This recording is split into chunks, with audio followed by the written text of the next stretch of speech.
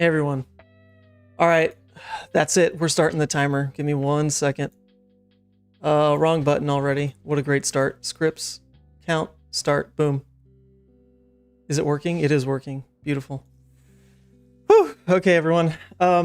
Sorry, late start. I'm still not done with exactly what I was working on. I have some training I'm doing in the background for work that I really thought was going to be done at 5 o'clock because it said it was supposed to take 45 minutes, but here I am like an hour and a half later, and we're still working on it in the background. So if you see me distracted and clicking through things, it is because I need to learn about sexual harassment. Not because I did anything, by God. I didn't do anything. It's just an onboarding training. I swear, I promise. Anyway, what do we have today? Today is a big stream, I hope, because, okay, this is what I said. Look, I'm distracted because I've got to click through this. It's this whole little thing. It's a little bit interactive, you know? Got to keep me on my toes. All right, we'll put that to the side for a second. 1 second. All right, stream, you guys. All right, so today, the whole plan is I don't actually have a hard cap on the stream today. And it's for a couple reasons. Number one, I've been gone a long time, and it's not just work. It has been an absolute saga. Also, why are we looking at this? Let me switch what we're peeping at here.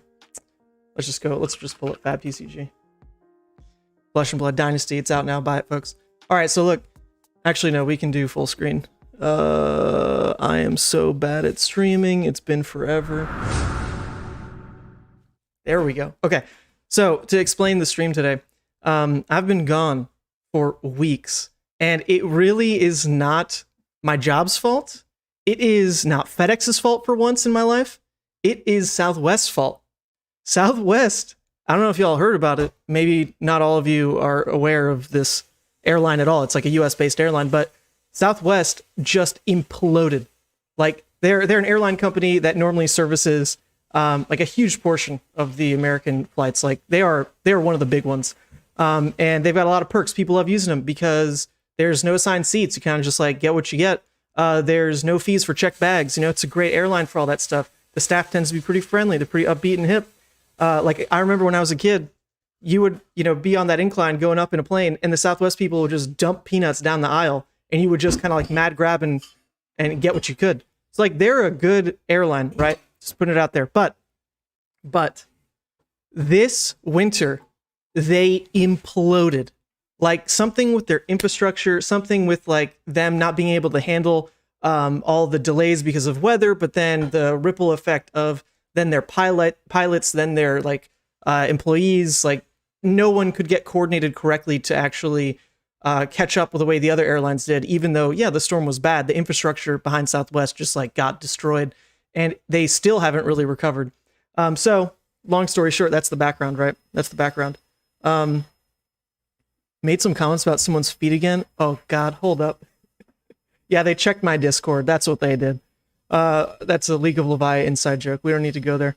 But anyway, yes. So I was on vacation with my family in Albuquerque, New Mexico.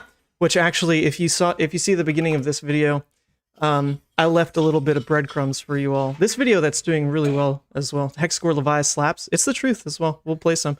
All right, if you see this. This is the Breaking Bad RV. Oh, oops, wait, wrong screen. Here we go. There we go. All right, you see this? This is me in the center, if you couldn't tell. And this in the background is the Breaking Bad RV. So I was in Albuquerque, New Mexico, and it's really not much of a winter down there. You know, it's cold, but there's no snow. This is the car wash that Walter White buys. My family wanted to go on this tour, and for once they invited me along. I'm getting too old, I don't get invited to every family trip anymore, but they invited me out. I was like, okay, yeah, let's do it. So I flew out to Albuquerque, which is like not easy from where I live. I mean, Albuquerque is far. Like you got the whole US, right? I live like in the upper northeast corner, and Albuquerque's like down over here. So it was an expensive flight to get out there, but it's family time, it's whatever. But on the return of this trip is when Southwest just exploded. And my family was flying through United, and they got themselves all the way back to New Orleans. It was no problem. But for me, they left me, right? Like, so they're gone. I expected to be on a flight, but then Southwest canceled everything. And to make it worse, it happened so quick that like the call centers were down. You know, it happened all at once. The entirety of the United States was like trying to call Southwest. You couldn't call them. In person, the line was like 3 hours long. 3 hours long. I had to stand in line because there's nothing else to do. And I hate feeling like a sheep, but it's what we got to do. So I stood in line for 3 hours and I get all the way up to the front of the line finally. And it's this poor woman and I gave her some Christmas candy. I felt so bad for her. People were harassing her, you know. But she was nice and she tried to hook me up with best case scenario because what they were telling everyone was that Southwest wasn't going to reschedule flights until Friday. This was Monday, by the way. Monday. Place ourselves on the timeline. This was Monday, right? And I'm standing in line hearing from this lady that the best case is to fly out on Friday when they can guarantee Southwest will be able to, you know, get back in the air. Well, I said, no way. Like, I can't do that. You know, I got to get home. I have a job. I have a lovely woman Sant waiting for me. I've got Levia's feet to look at night. Like, there's a lot of things I need to do. And so I pushed it. She did something apparently a little bit illegal. She booked me on like 3 different flights, one from Denver to St. Louis to Chicago to New York, right? And, you know, it wasn't a great plan because I had to then drive to Denver, but at least it was something. And it was to get me out the next day. It was to get me out on Tuesday. So I scrambled. I stood in line at the rental car place for like another 3 hours. Finally get a rental car. It was on its way to Colorado already, thank goodness. We drive all the way to Denver, and then right when I like booked the hotel, spend the night, like I'm already devoted to going to Denver, I get an alert saying that Southwest canceled another set of flights that would affect all 3 of my flights back home. So there I am, like halfway to Denver, and my family's gone. I'm all alone. I hate having to juggle like last minute travel stress. It's so not fun, especially when this is like Christmas, right? Or Hanukkah, whatever. And, yeah, it was just like kind of awful. So I like, you know, cried myself to sleep that night. Just, it was so bad, like just a mountain of stress and scrambling. And Southwest really had no answers for anybody. Like they couldn't actually fix this, you know? So I went to Denver. Luckily I have some friends in Denver and I just stayed with them for an extra 2 days while I waited for some kind of solution. Cause my backup was to just fly with a different airline, but a different airline was charging insane amounts of money. Like all the other airlines were price gouging the hell out of this situation because they knew the Southwest passengers needed flights. So honestly, that was some bullshit. Like there's no reason a one-way flight home should be like $2,000. Like there just isn't. But it's what the other airlines were doing. Luckily, I was able to get one for $500 back home, which is still insane. Like I try to get all my round trip tickets in like that $300 range, like $300. But a one-way somehow was $500 back to upstate New York.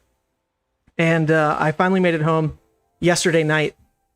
It's just crazy, like absolutely crazy. I make it home Thursday when I was supposed to be home Monday and also have like no confirmed reimbursements from Southwest, nothing, because their whole system is still broken. It is just like so frustrating. So there you go. That's where I've been. But I did still drop this video in the midst of that. But if you hear my voiceover in this video, I sound defeated as all get out. I mean, it's true. Like I felt awful. This was not the Christmas vacation it was supposed to be. Yeah, so anyway, that's my rant. No hard feelings to Southwest, you know? Like, I get it. The winter storm kind of set this all in motion, but it is kind of crazy that they couldn't recover. Wouldn't it be cheaper to rent a car, drive all the way up? No. That is a 26-hour drive home. I looked into it.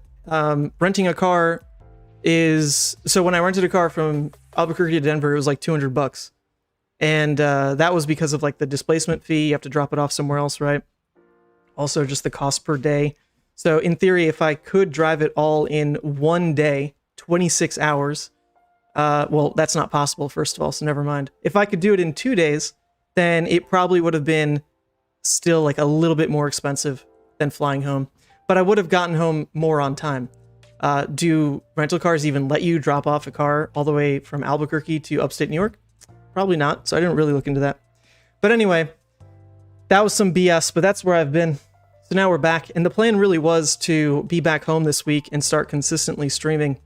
Because I talked to my boss, and it really shouldn't be a problem to start taking like 2-hour breaks midday to stream regularly. And so that's what I'm going to do, starting in 2023. Yeah, I'm a working man now, got a real big boy job, but that doesn't mean I can't stream. So there's a couple things this stream that are also going to be stress testing a bit of the setup I've got here. First of all, it's the giveaway that you all are clicking down below. Appreciate that, because I need to figure out how this giveaway thing works for the upcoming Battle Hardened stream. So if you type Dragon Shield, it doesn't have to be exclamation point, doesn't have to be capitalized, definitely no space. But if you just type Dragon Shield, then I should be able to see you all here. Look at this. You pop up in users, and then I'll be able to, where is it? Roll it, and boom. That's how I will manage giveaways on stream. How easy is that? If y'all remember, back in the other Battle Hardened, it was a freaking nightmare to do giveaways. Like, I just didn't understand it, but I went to Majin Bey, our Lord and Savior from the Legends of Runeterra scene, who's also the Goliath Gauntlet champion, took down DM Armada, who's in the chat. What's up, DM Armada? Majin Bey, I was hanging out on his stream, and I asked him how to run giveaways, and he said that on Twitch he uses Nightbot, and it turns out you can use Nightbot for YouTube as well. So that really should start working. Like, this is going to be so much easier. Look at this. Wait, DM Armada, what on earth did you do? Oh, does it think you're spamming? All right, Nightbot, you gotta chill, buddy. I don't really know like what Nightbot's up to. I only added him to the stream for this, but I guess it caught you spamming. Be careful there, Steven. You don't even know what the giveaway is. What, you're spamming all this stuff? What if I'm like gonna mail you some socks or something? Like, you don't know. Let me show you though. Let me show you. Actually, let me show you in this fancy new... Oh yeah, let's set this up. I got a fancy new additional camera here, and this is also stress testing for the stream. Let's check it out. All right, check this out. Look, I got a mobile cam now. Mobile camera right here in OBS. Here we go. You see this? I can now take you around. It's all just through my phone. Look at that. I can now take you around and show you this disheveled apartment that I live in, but also with cats, and they're all right. What is the prize? I believe the prize is hiding right over here. Let's see it. Oh yes. Oh yes, folks. Look at this. This is the giveaway that we're going to be doing today. Look at that.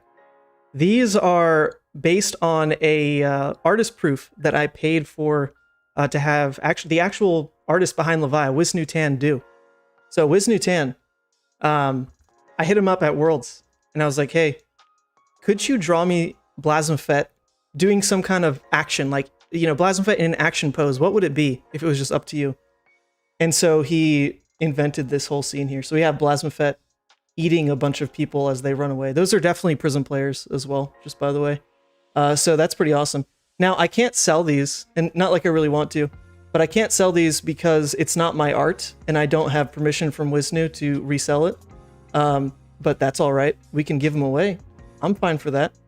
So that's what we'll be doing the giveaway for at some point on the stream. And probably just one. I guess we'll see. But anyway, we'll draw that at some point. I didn't really plan this out too well. But anyway, let's switch back to normal camera. Okay. And y'all are still here. There's like not even any fab going on. This is crazy. All right, Samuel C. Nightbot got you as well. We need to tell Nightbot to chill out for a second. How do we do that? How do we do that? Nightbot. Spam protection.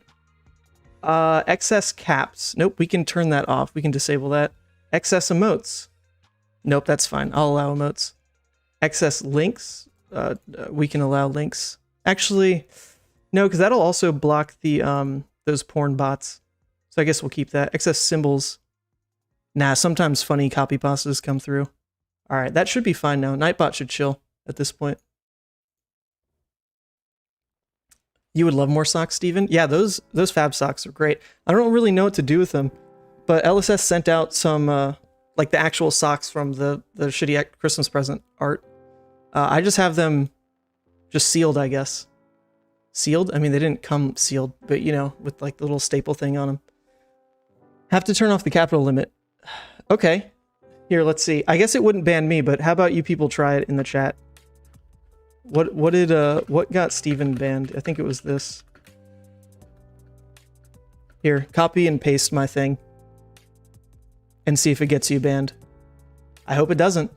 And I don't think it's a long ban anyway. It's like 5 seconds. Long live Levia. Thank you, Thiago. Actually, go ahead, spam that in the chat, not Dragon Shield. Jeez. Okay. How do you pull up this chart? Well, I pulled up this chart because I wanted to reprimand most of you. Most of you, I think, are just really bad at playing Levia. Like, I just have to say it. I'm sorry.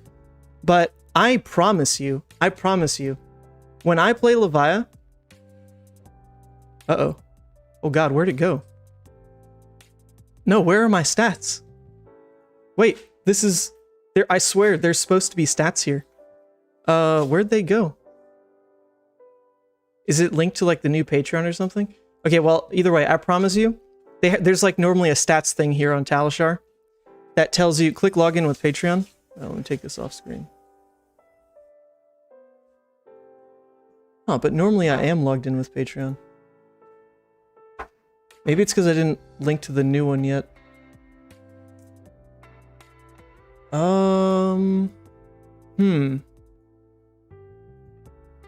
Okay, there it goes. Okay, here. All right, so here's the reality, right? Here's the reality. Now, Levia, I promise you, is not amazing. Like, I'm not here to sell you that dream. She's not amazing. She really isn't. But when I spam even my trash builds that I'm like playing all the time, like, and I'm telling you trash, like, I will play anything with Levia just to see if it sticks. So I don't expect my win rate to be great on Levia because I'm not playing what I would consider the best all the time. But even that awful win rate is better than like everyone else on Talishar. And that is depressing because I play the Levia decks that should lose. Like 90% of my Levia games are with like bad builds that I'm trying to tinker with. And still, this win rate, 45%, is better than everyone else. Like, what is going on here? Okay, I guess not this one. Rhinar Reckless Rampage. That one makes sense. That one's pretty easy. Like, man, Levia is just not this bad. Like, if I started a new account and only played, like, maybe the top 2 versions of her, this would easily be, like, 70%. No cap. No cap. But I would expect my Levia win rate to be, like, some of the worst out there. And instead, somehow the rest of Talishar is even... I don't know what they're doing. Like, I don't know what builds people are playing either. I would hope it's, like, ones that I'm dropping or ones in the Discord. But this was just really sad. When you look at this, and then it's hard to argue with how bad Levia is. But I promise you, it's not this. It is not this reality. My in-person record with Levia, like, I won't take a trash build in person. And my record in person, I mean, just this last RTN season was 17-3. 17-3. Like, what's that win rate? I don't know. It's pretty high.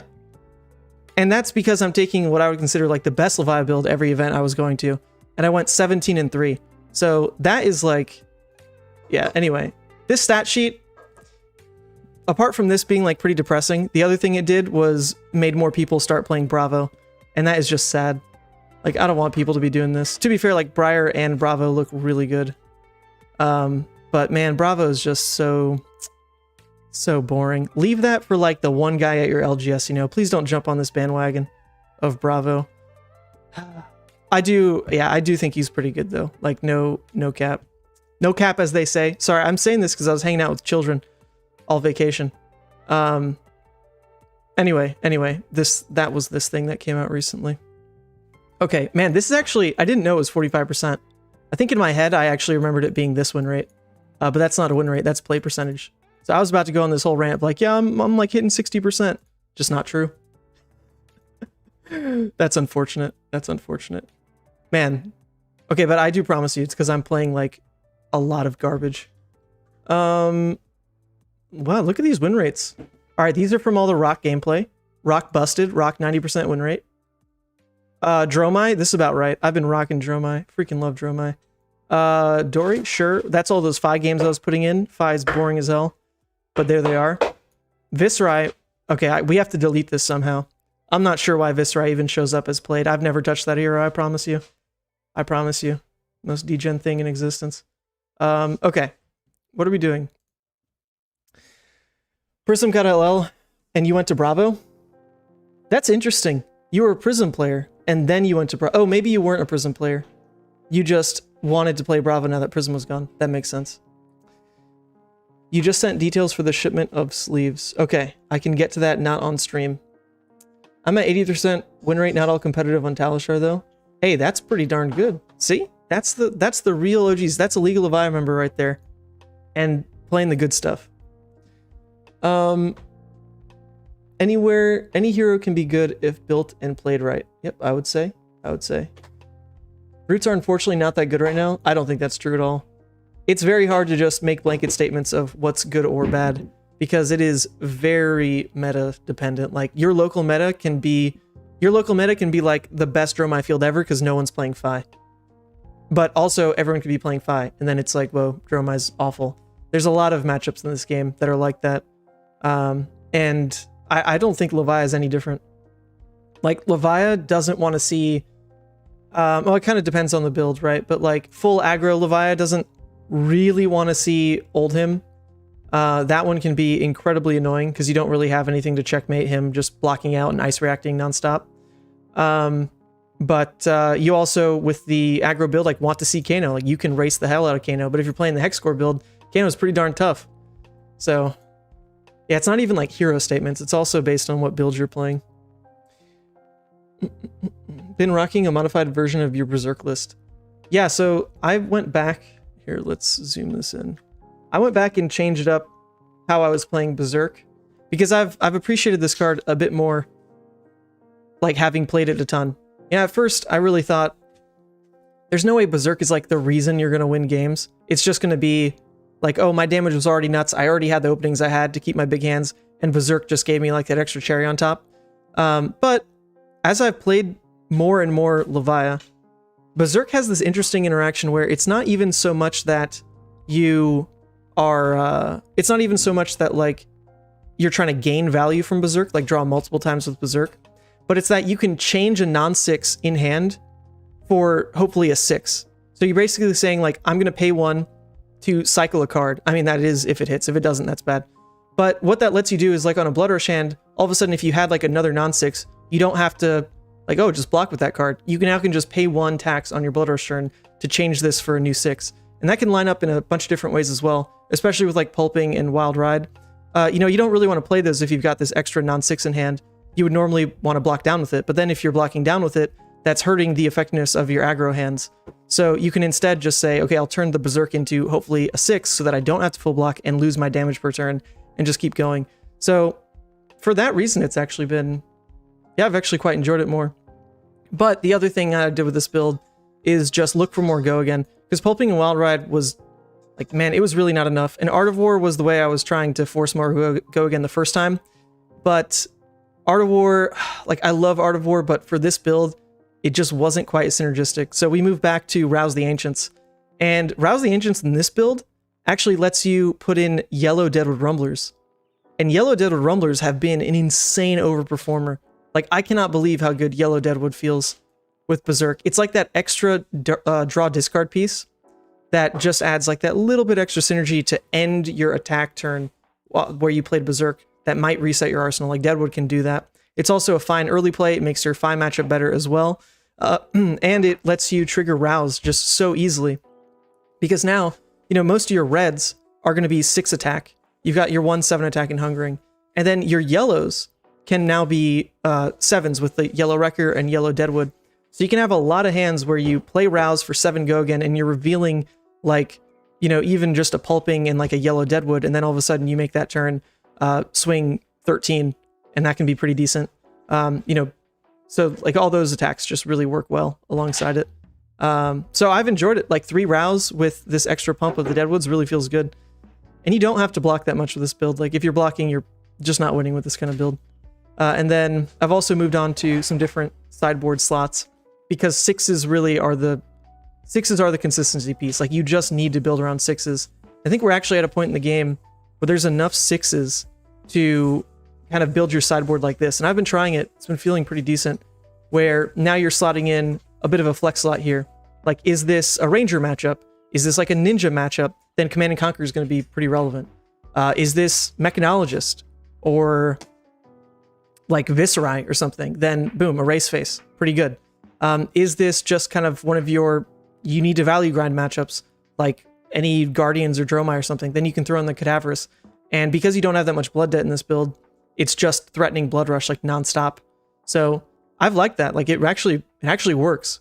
And then that all you got because it just cycles. But anyway, we can play some of this. Enough talking about it. We can just play it. We'll see how long I can keep up rambling energy. Because, like I said... Oh, it's a Lexi. Okay, we actually get to show what I was talking about here. Now we put the CNC in. Aha. Boom, flex. Hi. How do you feel about nourishing? No, not in this build. If you're putting nourishing in, you're just hoping and praying that it's turn 0 or nothing. That's not very good. Like, you're not clearing your graveyard enough to really make it playable at any other point. And you're drawing and discarding a ton as well, so your graveyard really gets out of hand to realistically ever go back and make it playable mid-game. Like, I just don't want to put a card in that's literally for turn 0 or bust.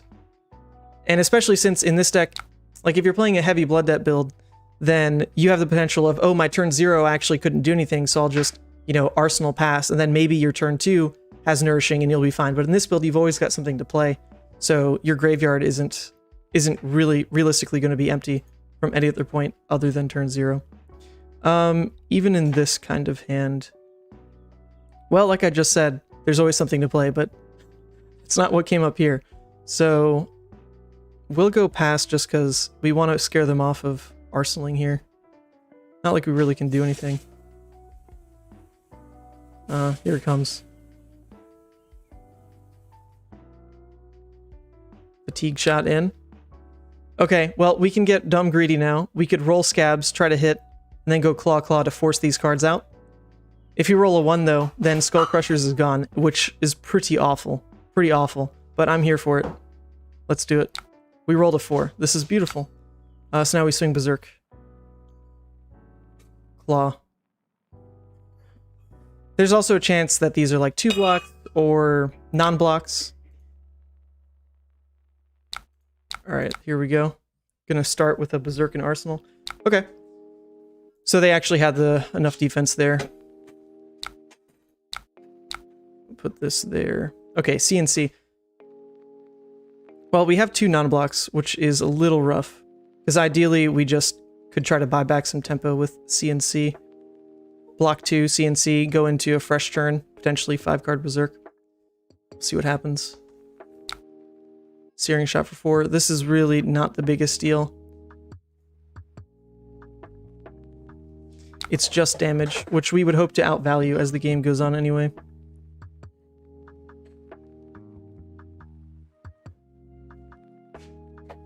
Now it's a Bolton. Okay, well, this is going to be a pretty big turn for them. That's actually, like, amazing on their end. They'll push out, yeah. 14 damage. With a Fatigue Shot hit. So they can't reload anyway, so there's no reason for us to block this. It's just damage. Now, Fatigue Shot would be the one that we might want to care about. It's a pretty big deal to just let this hit and then negate 3 damage on the pulping.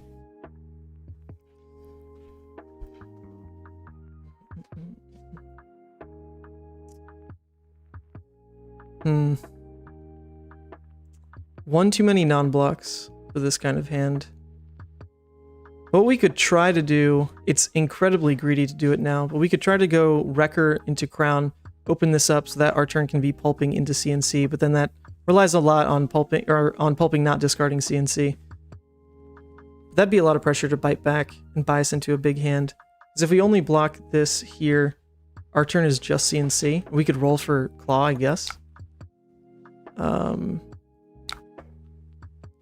Yeah, it's either that or this, or we just block with CNC, throw pulping alone, which feels pretty bad. I'm okay to do this. I'll roll for the Claw again. I'm greedy this game. Let's do it. Not a 1, baby. Yeah, see, that's what we like. Skull Crusher's even procced. It's the good stuff. We're gamers. Erase Face will not be relevant against Fi this meta. No, I wouldn't really take Erase Face into Fi. I'd take the CNC. Because they don't run Crown, and on top of that, it's an extra 3 block. Here we go. Gotta get a little lucky with Levia, you know? Just what it is. Eating a red Bolton shot and a yellow, that's good. That's a lot of wide pressure. So We take that out of him. Obviously, best thing here would be to all of a sudden draw into a Blood Rush. Nope. We don't get it.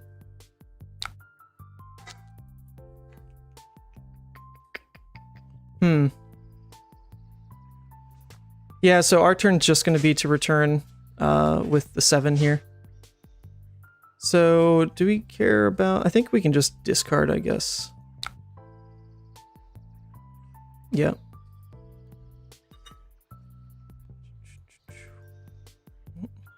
We'll still only be able to block with this.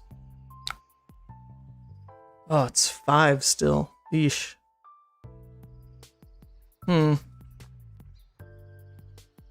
Well, they're not going to have Arsenal into this next turn, so I really do want to slam them for damage while I can. But then it'd be sacking 2 equipment pieces on this, but it saves us 3 life. Well, it saves us 3 pressure, rather. Yeah, that's still going to be worth it.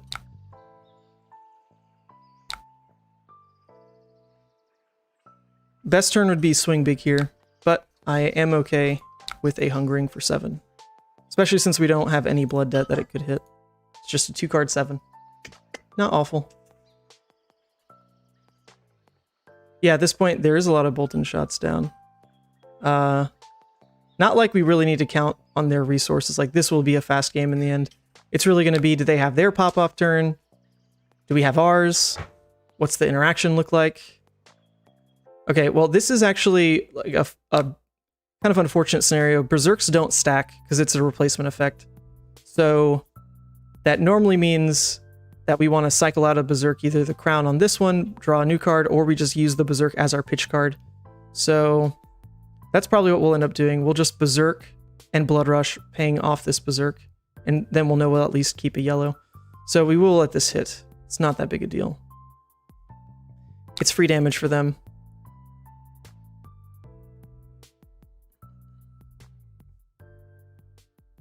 But we really don't want to sack more equipment on a 4. We didn't have an easy block on that. It'll be fine.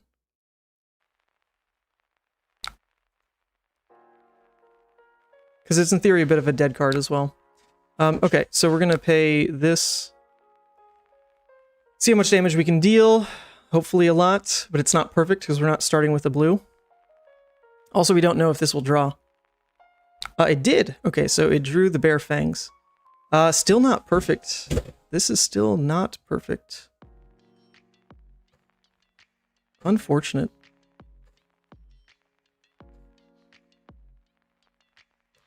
Yeah, a little unfortunate because we can't even if we go like Claw into Bare Fangs, then we're kind of wasting a card in theory because we wouldn't be able to put something, or I mean, if the Berserk hits rather, then we're wasting a bit from Arsenal. Saving Go again is pretty important, though, just for pressure. Alright, well, we're always leading here. And then we'll do it, just because the Berserk might not hit anyway. Yeah, okay. So it didn't hit. It actually didn't even hit on the discard. That's a bit unfortunate. We missed 2 damage, but now we're keeping Dread Screamer in Arsenal. We have no blood debt, so we can ideally return this kind of hand, just to CNC. We are not having to deal with the Frostbite either. Oh, Lightning Press is always going to be a thing this turn. So we'd have to block 8 if we really wanted to play around the Lightning Press. That's a tall order, very tall order.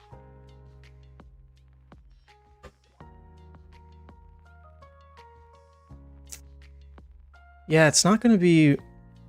Can't do it on this attack, at least. I think we'll wait.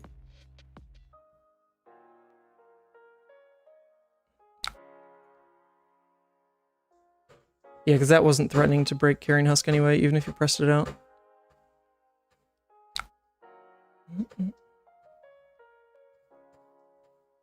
Okay, isn't that the second Voltaire activation? It is, right? So this go again is irrelevant? Or what? Or maybe it's for a bullseye turn? Well, so this in theory would be relevant because if I block it, then they're going to Lightning Press it out.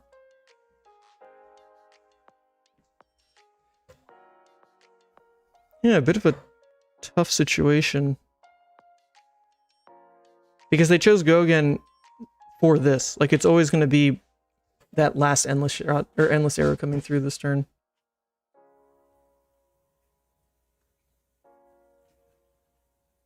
So I guess what I do is, if I double block here, then that forces the lightning press out. They put the endless arrow in, and then I can husk the endless arrow. Oh, that feels bad. If I go Carrion Husk plus Boneyard right now, then if they lightning press, nothing happens. But then I can't actually block the endless arrow. So I think we'll do this. Yep, so that forces that out. They're going to shoot the endless arrow. And we'll just husk it, because we're on that breakpoint anyway. Not huge. Oh, it's Heatseeker. Okay, well, I'm even more happy to block Heatseeker than with Husk. That's kind of face up anyway, because we know that what that card is. Couldn't be a buff.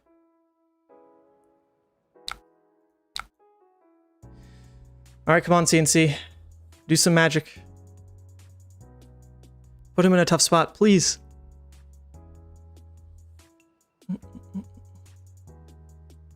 Great way to start the day. Yeah, is it? What day is it? Like the 31st in New Zealand?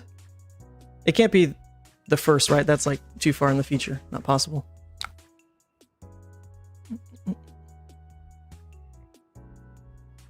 Okay, we've got our Graveling hand. Interesting. Okay, well then we can just do this and still play Swing Big. Yeah, we'll take that every time. If the Channel Lake wasn't there, then we had our beautiful play of Dread Screamer Blue Graveling for 12.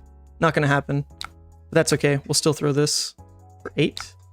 Okay, we've got a Blood Rush and a blue. I actually like seeing both of those, but the issue would be if they can stick Channel Lake. Would be the issue. Do we think they can stick Channel Lake? They'd have to pitch 2 cards in. They don't have the Shock Charmer, so I doubt the Channel Lake is sticking. So then we'll keep both of these. The blue and the Blood Rush. Seems good. We have our attack and arsenal as well. We are down a lot of our 1 cost, so it is doubtful that we'll get to just draw into like a blue and a 1 cost for us to go Claw Dread Screamer. 1 cost. We blocked with 2 Gravelings and 2 Boneyards. There's only 2 floating around in the deck. Just around lunchtime on New Year's Eve. Yeah, okay. That's what I thought. Alright, yeah, so they're not sticking Channel. They're going to get a Quicken token, though. They're stacking all their equipment for it. Oh, baby! This is what we like. Alright, we can win. We can do it, we can do it. We can do it, we can do it. Yep. So we do this. This is a little terrifying, isn't it? Isn't it? They don't have anything floating, so what's the worst this could be? The worst it could be is like that Arctic thing that gives me 3 Frostbites. That would be horrible. That would be so egregiously horrible. And if it's that card, then I do want to cycle out the Dread Screamer just so that I can even pay through it. Ye God. Ooh, that is a tough call. That is a tough call. If that's what that is. If that's what that is. The other scary part here is if I crown, then, you know, whatever I draw could interrupt the Blood Rush. It could also not be the, whatchamacallit. It would also make the Beast Within not trigger, so I don't think we're going to use it. If it's that card, it's that card. That card is great. Oh, Lightning Press. Okay. I mean, I'm actually very okay with that. All right, we got it. Nice. All right, so Fatigue Shot is first attack action. Attack action. So I can't eat that much of it with the damage here. But this is still fine. We can go... Oh, I mean, we can still just throw all our hand. Now, the problem with... If this goes to 10, though, is it base? The base. Okay, so in theory, this is only -3. So it'd throw 7. And then we keep the Dread Screamer for Arsenal. Yeah, it's fine. That's fine. Keep the pressure cards.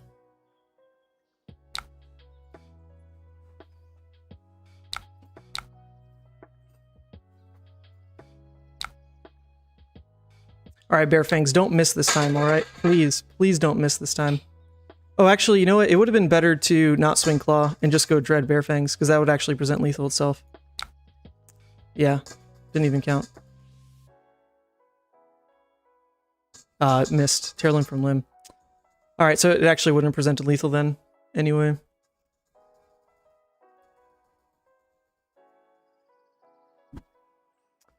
Oh, 2 misses on the Bear Fangs. What you doing to me?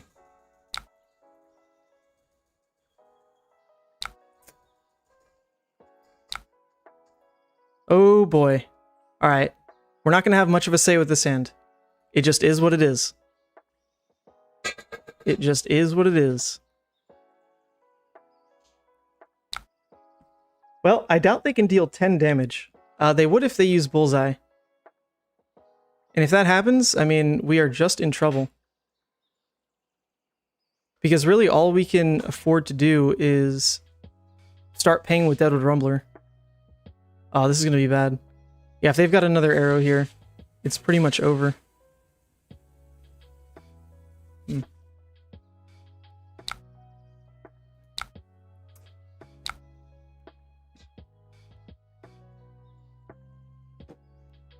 The perils of Levia, especially this build.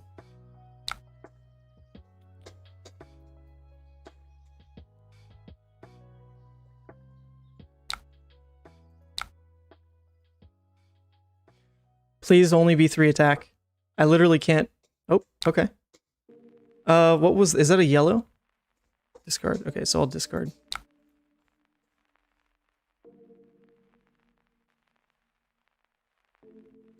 Oh, that's exactly it. Well, to be fair, we missed 4 damage because the Bear Fangs didn't discard 6s. So, pretty close, but that's it. The Bear Fangs didn't discard 6s. Unfortunate.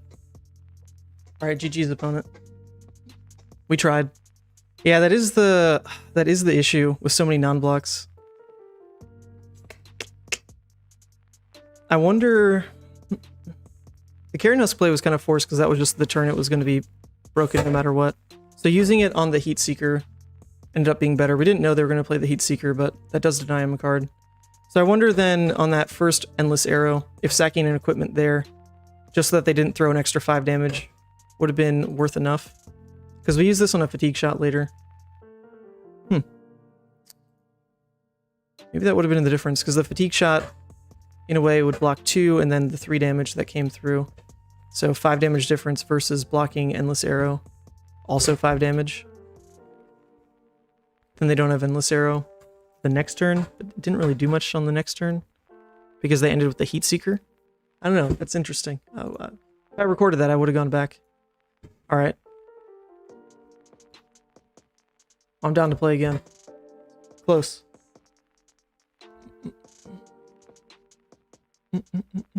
And let's enter this. Starting strong. 0-1. Yo. Alright. This matchup is pretty miserable. Like, actually just beyond miserable. But we're gonna do it. So this is when a race face is in theory busted. In theory. In theory.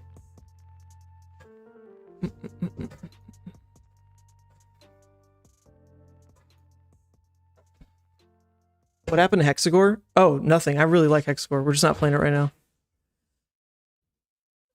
Trying Berserk. You have to think a lot less in the Berserk games, because sometimes your hand just doesn't let you choose anyway. Sometimes you draw your hand and you say, okay, no blocks. And it's really, it's not a choice you make. It's the card saying 0 block. And when that happens, or when this happens and the dash just starts with Spark of Genius, yeah, you start to get pretty scared. This is where you want Arg Smash. No, on this build, there are so many non-blocks in the deck by nature of all the draw discards, you can't fit in Arg Smash. If you put Arg Smash in, then you don't actually have a real game plan, because you can't block out and just fatigue them and destroy all their items, because you have too many non-blocks in the deck. It's just not viable. Okay. Decent decent play here. Just going to be some damage. Normally, if you can side out all the non-blocks, then you have an easy game into dash. It's what I did at the PTI event. I just sided out every non-block. It was a different build. Sided out every non-block, and then just played Arc Smash, went through all their items, and then at the end of the day, my weapon deals more than theirs. I just swing 3, they swing 2. I swing 3, they swing 2. And eventually, you just win. And it's like, it's pretty miserable for you and the opponent, because they just can't win because they don't play Remembrance. But, hey, it is what it is. Like, if you want the win that bad against Dash, it's a pretty easy sideboard. It's just pretty much your entire sideboard. Okay, yeah, we don't care about the Dominate. And they also banished Pulse Wave on this. We do care about that. That's great. Yep, 4 Dominate. That's cool. Throw your damage. Throw me your 0 for 4s. Alright. Well, they're going to take the Wrecker Romp, but honestly, that's fine. That was a card that we could have afforded to block with this turn if we wanted. Take it. Take it. Yep. This is okay. Alright, so we're actually still up on that trade, just from how strong opening Blood Rush into Swing Big was. Seems good. Seems good. Then we just go for Pulping. We don't discard the Beast Within, which is actually fine, because then we'll get to follow up with Erase Face. Also fine. Also fine. I have a new appreciation for these go-agains. Like, in a way, when Wild Ride came out, a lot of people are saying, oh, Wild Ride's just straight better than Pulping, but there's the beauty of Pulping, where your opponents like don't really know what Levia is up to, and so you can just play Pulping, and even if you miss, your opponent's like, okay, no blocks. And then you really like those moments. And Wild Ride never gives you that moment. Wild Ride is the immediate, oh, I didn't hit a 6. Cheap? Hey, man. Hey, man. No Marvel Erase Face yet. Def cheap. There we go. Ate some cards out of them. We enjoy it. Alright, this is a pretty handy position. Feels very good. This resource curve isn't great. We'd love a blue, so we could just do 3 card 12. But it's not the worst. It's not the worst. So if we really want, we could make it a 4 card 12. Really not exciting. So since Dash isn't a deck with a lot of hit effects anyway, we could get a little greedy with Crown. We could, because they will shoot with something else this turn anyway. If we hit the blue, then our hand is amazing, and we just return these. So we could Crown, sink the Beast Within. I'm down for this. Hey Google, set a 30-minute timer. So this hand still just does the Graveling play, because if we draw red, it's still the same play. That's fine. We just want to keep up the pressure. Payload for 6. Okay, interesting. So now we have the choice to make sure Carrion Husk gets full value, because it doesn't always block an exact 6. And since we're turning off Blood Debt this next turn, I'm going to do it. And this should feel pretty good. Oh, actually, we're playing Bare Fangs, not Graveling. Should have mentioned that. But yeah, that's definitely something that came up here. Make this a 14 damage 4 cards. That's no Hexagore rate, mind you. No Hexagore rate. This man needs to be at 3k already. Honestly, Josh, first of all, thanks for being here. Love you, buddy. Both Joshes. Oh my god. How's your baby, by the way? How is your baby? Oh, we discarded Erase Face. That's honestly fine. It's a 2-block. So I'm at... It's kind of a weird ask on YouTube, right? Because you can't gift subscriptions. Like, that's just not how it works. But let me tell you, you guys are sick, because we're at 2990. Like, how the hell did that happen? I was like 25 off this morning. And now we're already just 10 away. So we'll just keep it going. There's stuff I want to do this stream. And the Fab community is the best on Earth. And it's the best on Earth because there are good players, good people, good fathers, like Josh in the chat. Good judges like other Josh in the chat. Good Levia players like not me, but Pentagarth in the chat. Hey. Okay, let's see. I don't even know what happened that turn. I tabbed out. I think damage was dealt. Right? And they just passed? Okay, they just passed, but Our turn is not amazing by any means. This is a Scab's turn. We only rolled a 3. So if we want to get like really crazy with it, like if we want to hope and pray, we go tear limb from limb, hope that we draw a resource card and don't discard it. That's like the crazy play. Is it the right play? Like definitely not, to be fair. Oh, there we go. Okay, someone now subscribed and it popped up. It didn't do that on anyone else, but I know people did sub because that counter was at like 278. Victoria, wonderful. Look, okay, maybe we're at 3,000 already, but we'll keep going. All right, what do you think? Do we gamble? Do we gamble on a tear limb for limb?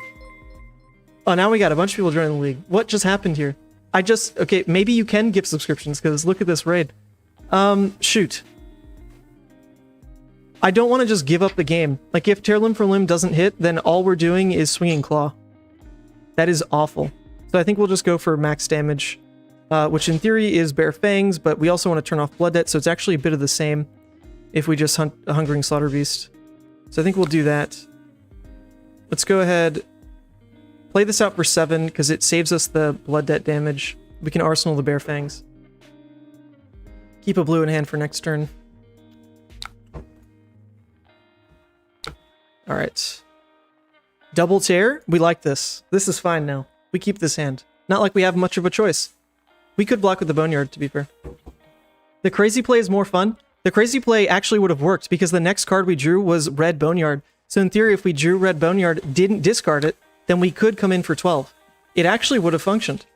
It would have. Not quite the reality, though. We didn't gamba that much. I'm not a gotchi player, alright? The only games I play in this world are Duelist and Flesh and Blood. And actually, Duelist is back, baby. Maybe that's what we can wrap this up with. I freaking love Duelist. I actually used to be... I used to be so good at Duelist when I was in middle school. I gatekept the hell out of people. Like, Duelist was so fun for me. We'll get to this later. Alright, ADHD brain popping off. Lucas, thank you for joining the league. Yeah, we're keeping this hand. We're keeping this hand. I mean, what's never happening is blocking a 3 for a 2 on a matchup that's just damage anyway. That was just never happening. So we'll just keep click and pass. We're going to save this for Combustible. Actually, in theory, I misplayed a bit because Combustible will come in for 4 in this matchup. They're not playing the Pounders. Or at least, maybe they are, but they just haven't played them out yet. So we actually want to get value off of Scab Skins to block 2 first, and then block 1 on Combustible. But, to be fair, like, because of stuff like T-Bone, maybe we don't want to just slam it for that reason. But that's just a side note that comes up, by the way. See, so we played smart, because we used Husk last turn, and what could we have used Husk this turn for good value? Nothing. Nothing. Nothing. Absolutely nothing. Yeah, keep hitting me for 2. Sorry, bud. I'm still winning this turn cycle. I promise. Okay, so they used Achilles for 2 damage. That is not worth it. It is not worth it. They do have 1 more armor block than us, so in theory we're equal here. Okay. So it did trigger. We lost our blue. Because one of the fun things you can do is end up claw into attack, and that's insanely good value. But instead, maybe we want to... Like, pushing for Dominate here isn't the best. So maybe in theory we actually... Well, we don't... Oh, man, we don't want to take Blood Debt, right? So it does just have to be Boneyard. That's a little boring. A little boring. 12 will eat 1 card in the equipment. If we go Bare Fangs, that's potentially another +2. It'd be 14. So it would eat 2 cards in equipment in theory. That's a bigger deal, isn't it? To get 2 cards out. And then we'll keep the pulping, so just in case they go like super low, we can maybe dominate. Sounds good. Hey Sant, I'm playing with Levia because of you. Hugs from Brazil. Tudo bem. Eu falo português. No, never mind. No, I don't. I can't lie. I know a song in Brazilian Portuguese from Anitta. Vai malandra. Eta louca tu brincando com bumbum. Tu-tu-tum. I like that song.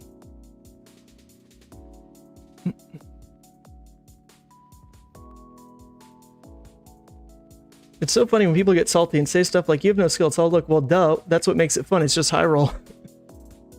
Whoa. We play the game for very different reasons then, don't we, Josh? I really... Like, the only time I want to get lucky with Levia is when it's like... When it was an optimal play anyway.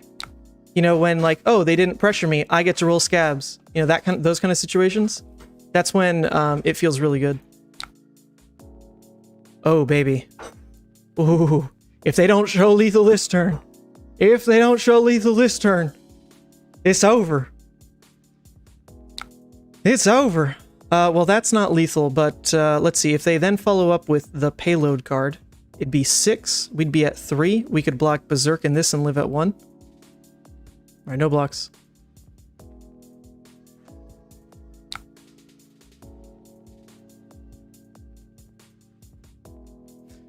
Oh, actually, you know, I probably should have blocked with Berserk on that, because it's going to get really weird because of the pistols. Oh, that was probably wrong. I should have gotten full value on the life. I guess we'll see what they do. If their turn is just, like, 2-2, you know, we're still good. But it's if it's 1-2-3, then that's no bueno. Ah, too greedy, too greedy. I should have blocked with Berserk.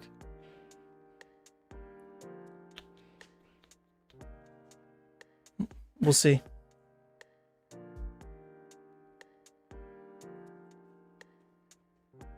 Although I doubt this card actually makes any difference. It'd have to be something that deals like exactly 1 damage. Alright, we did it. What did I say? What did I say? Alright, so we're gonna live at 1 in theory, because this is gonna hit, right? Because this is gonna hit, right? Because Beast Within is gonna hit on the first one, right? Because it's gonna hit on the first one, right? Right? Right? Right? Right? Yes. Yeah, we knew that. We actually just knew that, though. It wasn't really a question. I don't remember really feeling any kind of at ease over that decision. No. No, not at all. I love when I say what's going to happen and it happens. That was a little sick. Although, in theory, they should have used Teklo Foundry Heart to at least shoot pistol. Right? Or was that going to take them 2 resources? Because they needed... Yeah, actually, that wouldn't have worked, because they'd only go +1, and they need to put 1 here and induction chamber. Okay, that's why it didn't happen. I see. Understand. Entiendo todo. Alright, so now we don't want to play Pulping, because Pulping could discard Beast Within. It could discard Beast Within. So we're not going to do that. It'd be funny. GG.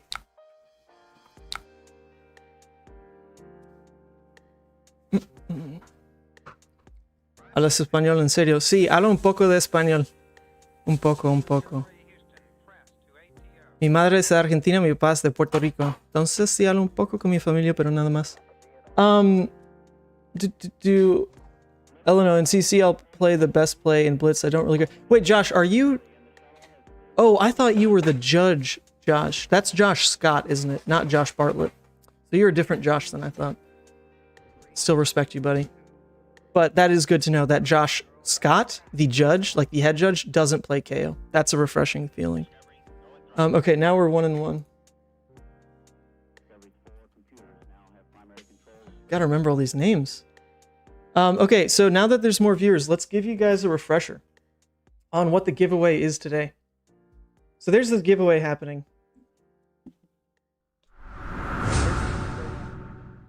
And it is for these sleeves. Look at these. That is upside down. Good job. These sleeves are from Wisnu10. They are a little commission he did for me. I asked him for Blasmafet in an action pose. And so he gave us this. He gifted this to the community. Blasmafet eating up probably prison players down there. Solanians. Maybe Viserai players too. I get it. So I threw my little name on there just because, like, he's not the one giving these out. It is me giving them out. I can't sell them because it's his art, but I'd love to give these away. So that's what we're doing. if you type Dragon Shield into the chat, no exclamation point, no space, no capitals, then you'll be entered to win. And we'll probably draw that at like the 2-hour mark. We'll just say that right now. In 1 hour, I'll draw a winner. Okay? There you go. Oh, oops. Let's switch over here. Alright. There we go. Let's see how many more people joined. Last time I checked, giveaways. Oh no, what's happening? Oh wait, hold up. Wait, what is happening? Wasn't this screen populated? Okay, I may have misunderstood how... Hold on. I may have misunderstood how Nightbot works. I've not used Nightbot before. I think I can't tab out of giveaway or it resets. Oh man, that's sad. Oh, I apologize. Type Dragon Shield again. I think I just can't switch tabs or it'll lose it. Because it definitely had Dragon Shield typed in before. And then it just reset to active user. So type in it again. And then I'll just leave the screen open. And we'll draw in an hour. Alright, there you go. Thank you. Everyone dealing with me. And how little I understand about this. Okay, let's check one more thing here. Alright, sorry, Duelist. You can be quiet. Can you be quiet? Can I mute it? We'll just close it. YouTube Studio. Let's check subscribers. We're 7 away from the goal. Doesn't mean I'll end stream though. We'll just keep going. Thank you. Appreciate it. Alright, let's jump into... Actually, that one probably closed because it took a second. Let's jump into another game here. We'll play probably just like one more with Berserk. Yo. This actually should be a good matchup. For once, this became a good matchup.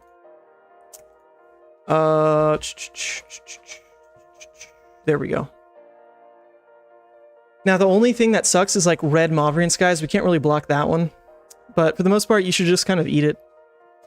But we're really fast. Like, this deck is really fast.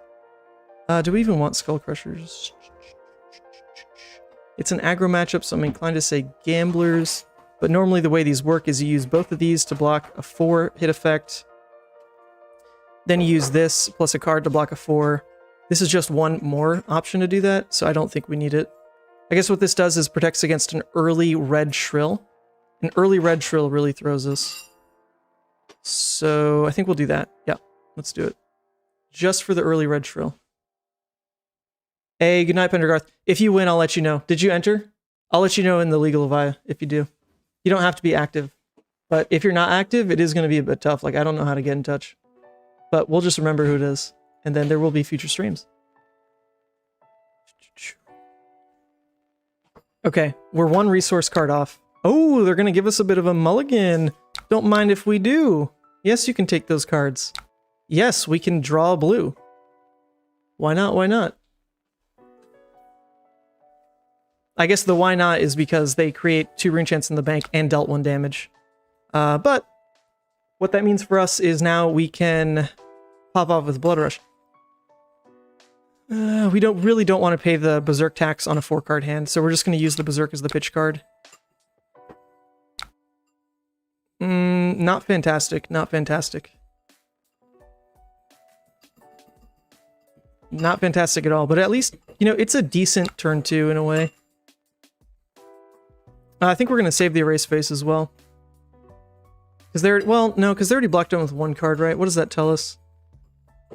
That tells us this was a bit of a fodder card for them, and they're trying to keep the rest of this hand. So if we throw Erase Face right now, then it probably does mess with the hand they were trying to keep. So let's do it. Let's just do it. We actually don't mind our Blood Rush not dealing that much damage, because this was specifically our turn 1. So there was no setup. There's no actual like pressure being generated yet. If this was like mid-game and our Blood Rush ended up being that weak, that would suck.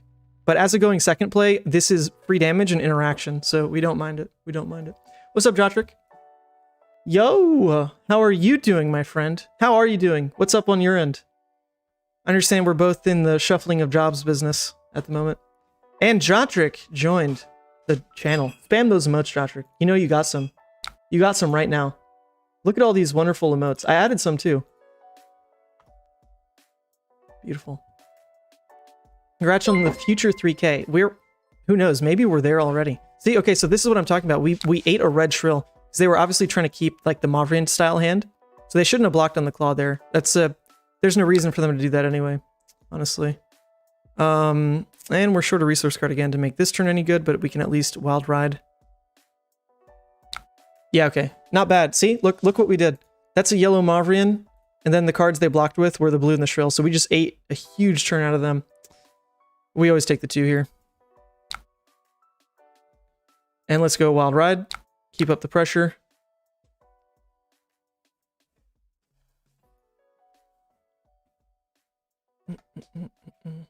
Depending on how they block, it'll tell us whether we get free damage this turn or not. Because if a Viserai is ready to block, you know, they can just throw basically 3s in front of everything. And a sink. So it looks like their hand's not necessarily aggressively optimal. So if we throw Hungering, it's a bit of wasted damage. So let's just go for the Claw, Arsenal Hungering. So maybe it was optimal off the sink. It's pretty easy for them to have good hands, to be fair. Okay, so our turn's probably just erase face. Slow down a bit, block with these 2. Yellow lead. Okay, not a Mavrian. Not a Mavrian. Not bad. Doing practicing Dash for PQ season. Got 2 times PQ in Belgium in January. Lots of fat planned. That's awesome. Okay, wow. This is really good. We don't mind. We had exactly, like, our hand was not forced at all. We didn't really want this. Those are just 3 life. Yes, we're going to get smacked by Rosetta, but that's just the leak. It's just the leak. It is what it is. There we go. You've been playing Dash before she even had arms? I don't know. Are the new arms, like, they're only okay. Like, you can run Iron Rot, and most of the time it's the same thing. To be fair. To be fair. For those attending Battlehard in Belgium, remember there will be League sleeves available. This is true. PK Sam has offered to do a bulk order of Levia sleeves for everyone to pick up at the Battlehard in Belgium, because he's local to Belgium. So they will be available to you all. They're pretty snazzy. They're not the sleeves on giveaway for today. Those are unique. Those are special. Special. Only today. Probably some other times in the future. Dusty Attic. Are you Dustin from Canandaigua? Or are you a different Dustin? Because he plays a lot of Dromai. I don't think he lives in an attic, but it could be him. Thank you, though. 99 cents. Oh, yeah. Oh, the donation goal. I never really care about the donation goals, because in theory, the streams that actually do really well and can help afford the big stuff are the big streams. Like, what color is this? Red? Oh, that is a red. Huh. I don't really want to sack a card here. I could sack the red Hungering Slaughter Beast. Yeah, I guess we do, because we're not really tied to the red. We'll just do this. Protects a lot of HP. It is Dustin. It is Dustin from Canandaigua. What's up, yo? Nothing we could do on the Revel anyway. That's just free damage. What it means, though, is now we're on a pretty tight clock to get Husk value. So we'll look for that on the next big play that they make. Alright, come on. Hit Beast Within, hit Beast Within. Come on. Oh, shoot. Oh, this is actually like the worst kind of situation. No, not like this. Seeing the Blood Rush here is just strictly bad. It's just strictly bad. Because if we discard the Boneyard, then, I mean, that's just... I guess in that situation, it's fine. But if we discard Beast Within, then the Blood Rush immediately gets banished. So we just don't get to play it this game. Ah, sad. Sad. Oh, and we discarded the Boneyard. That's pretty upsetting. Not optimal on our side. Not optimal. You got the flu. Thanks for keeping me entertained. Oh, I'll play some Dromai for you. How about? The flu sucks, yo. Sorry about that. Man, this card is just not getting good value, folks. This is not good. Not good. I don't want to just throw out Hungering Slaughter Beast if we're not being super resource efficient with it. Because it's just forcing kind of a bad play. Because we're not really sure when we get to buy Arsenal again. Not really sure. Man, this hand's also incredibly slow. Jeez. And meanwhile, the Viserai is just drawing like the exact hand that Viserai wants to draw.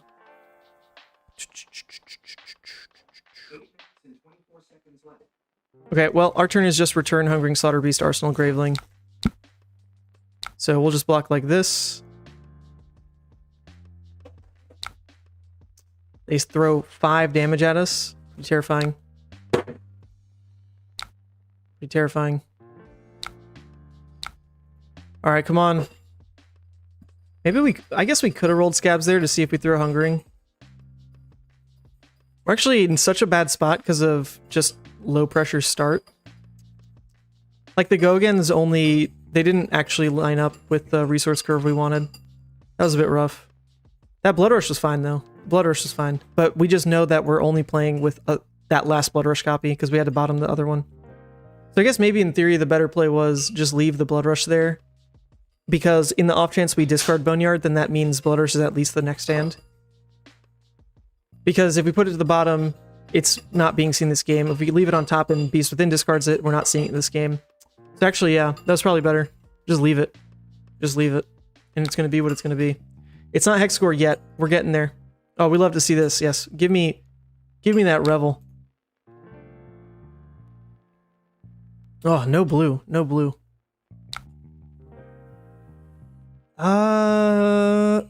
This isn't necessarily a good hand to crown on, though.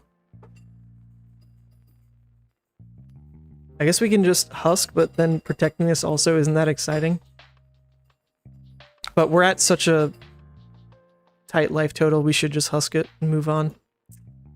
Yikes. Yikes, yikes. We'll just throw the Graveling and Arsenal Dread Screamer. Keep another go again for the next turn. Everyone wants Hexagore. Yeah, we'll get there, jeez. Everyone's bored with Hexagore. Video's out. Secret's out. Hexagore's busted. I'm not even kidding. That deck is so good. When I went 11-1 and I was playing around with just like very strange versions of it, it's like the most fun I've had in Fab. When you do really well with a deck that everyone says should be awful, and even a deck that you yourself had no faith in, it feels really good to come out 11-1 off of like your early brews. Because you'd expect your early brews to be like the weak points, right? But that wasn't the case for this. Okay, 4. So this is fine. We'll get to throw 12 off 3, hold the Deadwood and Arsenal for a future crown. So we'll just prevent the Mavrian. Prevent the Mavrian, keep this crown for the next Mavrian, and also cycle on the yellow Deadwood.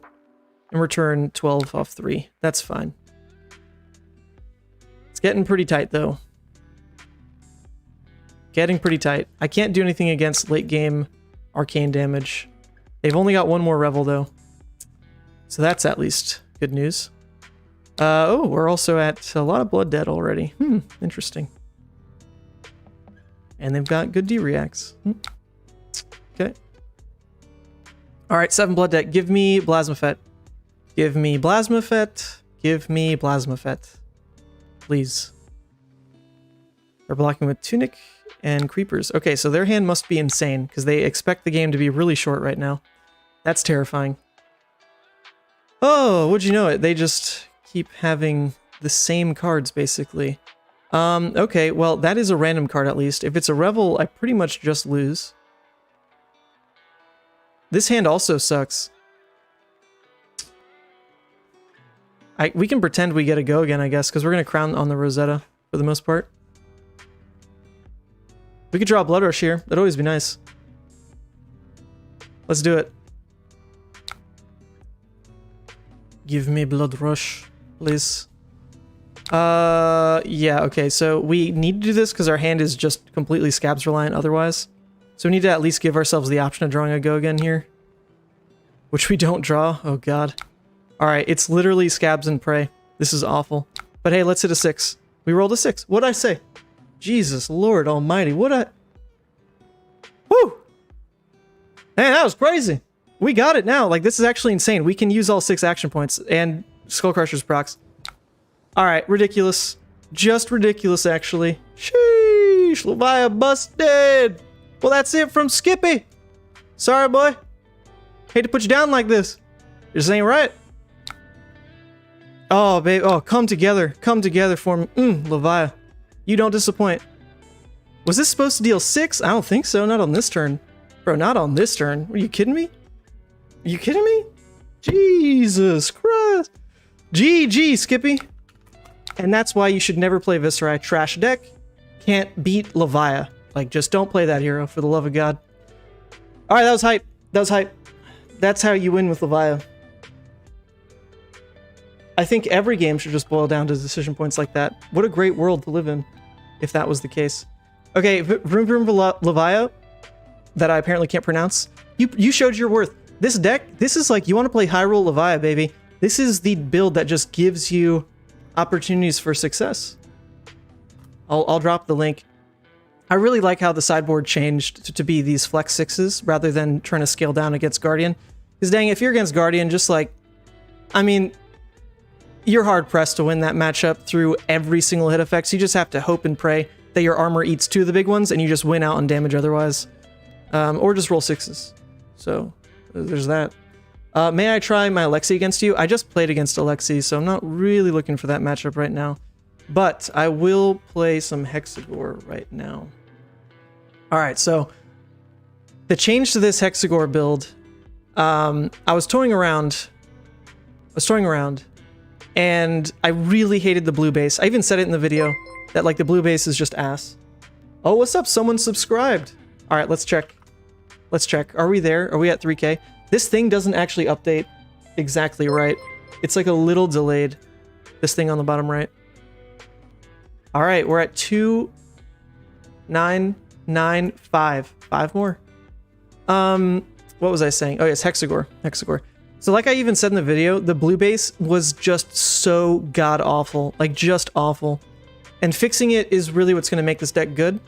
Unfortunately, I don't think the cards are, like, really there to enable that. Like, you can try, you can pretend and put in some good blues, but they're not, like, the right blues. It's just what you got to make do with. So I moved some things around. I also dropped the yellow Graveling, because the yellow Graveling was great on, like, the early Dread Screamers, but that was about it. And the only thing yellow Graveling did when you pitched it back in the deck was line up next to blue Convulsions. So in the last build I had blue Convulsions for exactly that. You either play out the yellow Gravelings, or if you don't and just pitch them, then at least you can play them next to blue Convulsions for 7 Dominate and like probably win the game off them. But we moved away from that. Like, that's like extreme late game.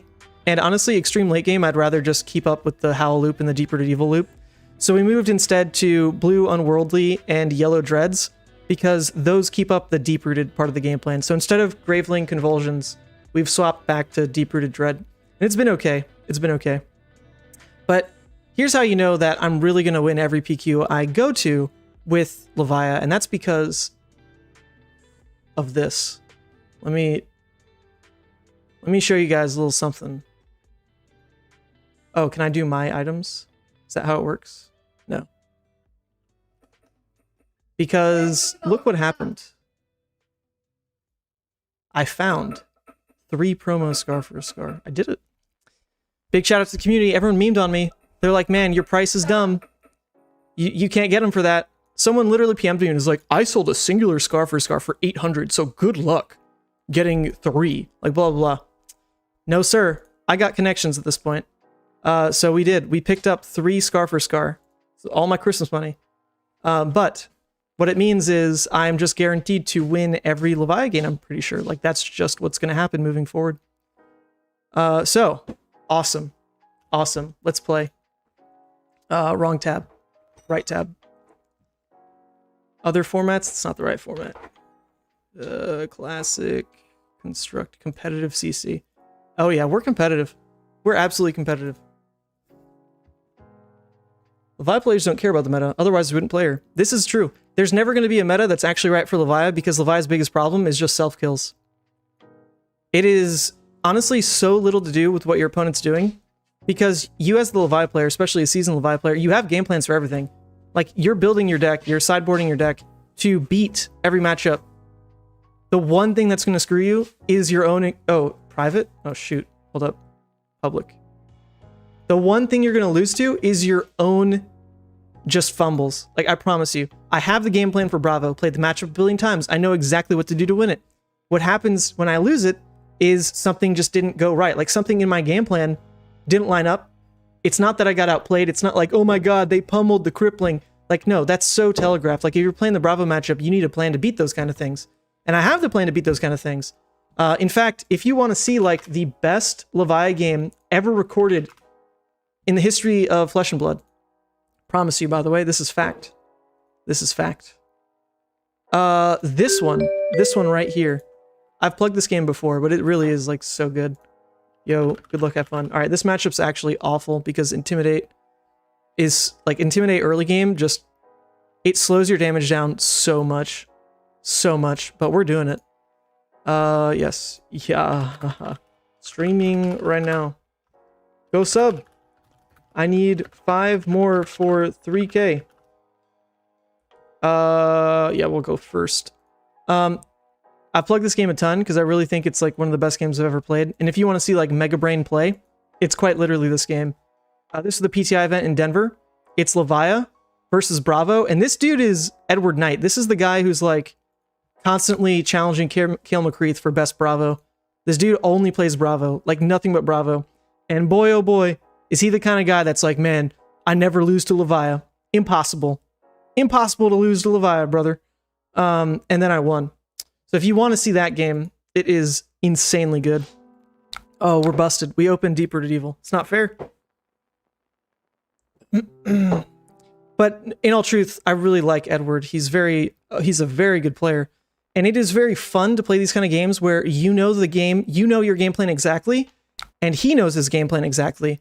But the one thing that the Levia player can do that the Bravo player can't is just pull from game knowledge. Like, he might know in general, this is what I do against the Levia. He knows that, right? But what he doesn't know is what do you do against the best Levia? I'm not saying I'm the best Levia, but that's what he's thinking, right? Okay, I know how to beat Levia, but how do I beat the best Levia? And hey, he didn't do it. He didn't pull it off. He didn't pull it off. It's that mind game. It's all about that mind game. Okay, that's actually the best. Oh my god, this guy is going hard. What do you roll, a 5? Oh, that's a little terrifying. Oh. Okay, honestly, gamblers might just be used right now. He's not rolling scabs. He's not running scabs. This is not a matchup where I really roll scabs. So I could gamblers to try to just make this one resource. But what I don't know is if all he needed was one resource. Because most of the time, if you break Barkbone, you go for just one resource. So I'm going to say no. I'm not going to reroll that. I really hope there's not another Intimidate, because then I can block with these 2 blues, and then we can just throw Endless Maw. That'd be sick. Okay. Yeah, so see, this is what I mean. He only needed one resource. He only needed one resource. Oh, so that comes in for 15. It's a lot of damage. Not gonna lie, that is kind of a lot. But what we can do is play this rounds on me into Endless Maw. Doesn't that sound nifty? It's actually kind of the really cool uses of this card. Just the flexibility to fill the graveyard. Sure. Because even if we draw a red, we get that play off. Oh yeah, baby. We are ready for this. The terrifying part here is that we actually just don't want to make this play at all. But if we block with Endless Maw and keep those 2 blues, we actually do nothing. Like, our turn is actually nothing. So I guess in theory, well, that's not true. I guess I could have blocked with Endless Maw, and then our turn could have been whatchamacallit, this rounds on me into Boneyard, into New Arsenal. That's probably better. That actually was probably definitely better. Because no matter what the arsenal is, I can crown it away if it's trash. Yeah, so slight misplay, because we knew that we had the 1 cost here. True. True. Then we even could have rolled if we had the right resources to try to swing Deep Rooted after, because we knew we'd banish it. Unfortunate. Unfortunate. Oh, good God. Alright, this guy really just has it all. The good news is, this is -1 across the board. That's very good news. Best news I've heard all day.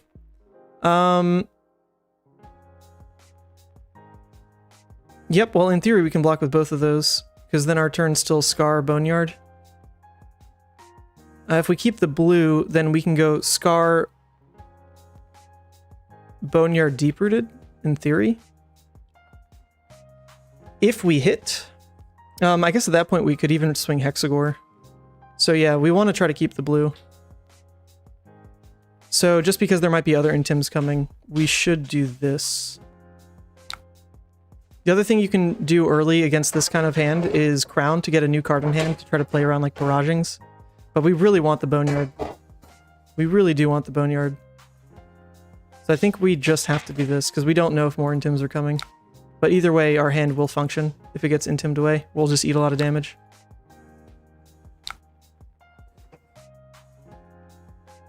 Barraging Bighorn. Interesting. Interesting. Discarding Beast Within again. That's 2 discards on Beast Within for him to keep up Arsenal. So we are getting like pretty high rolled right now. That's alright.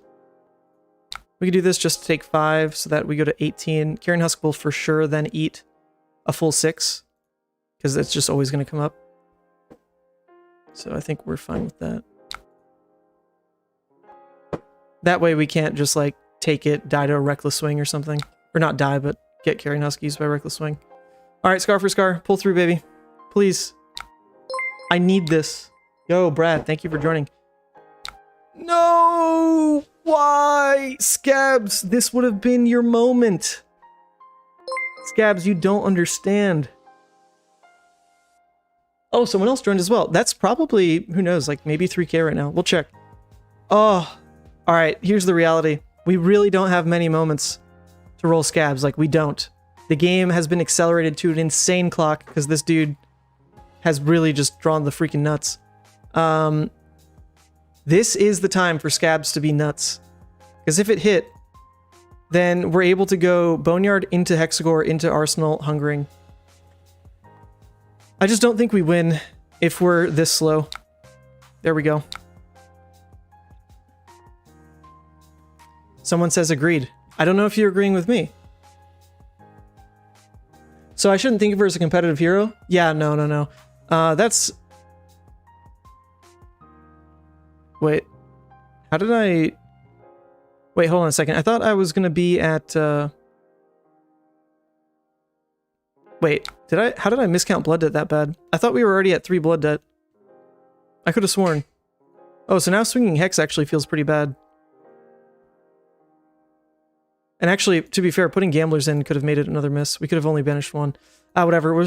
We are still swinging Hexagore on this. We're still doing it.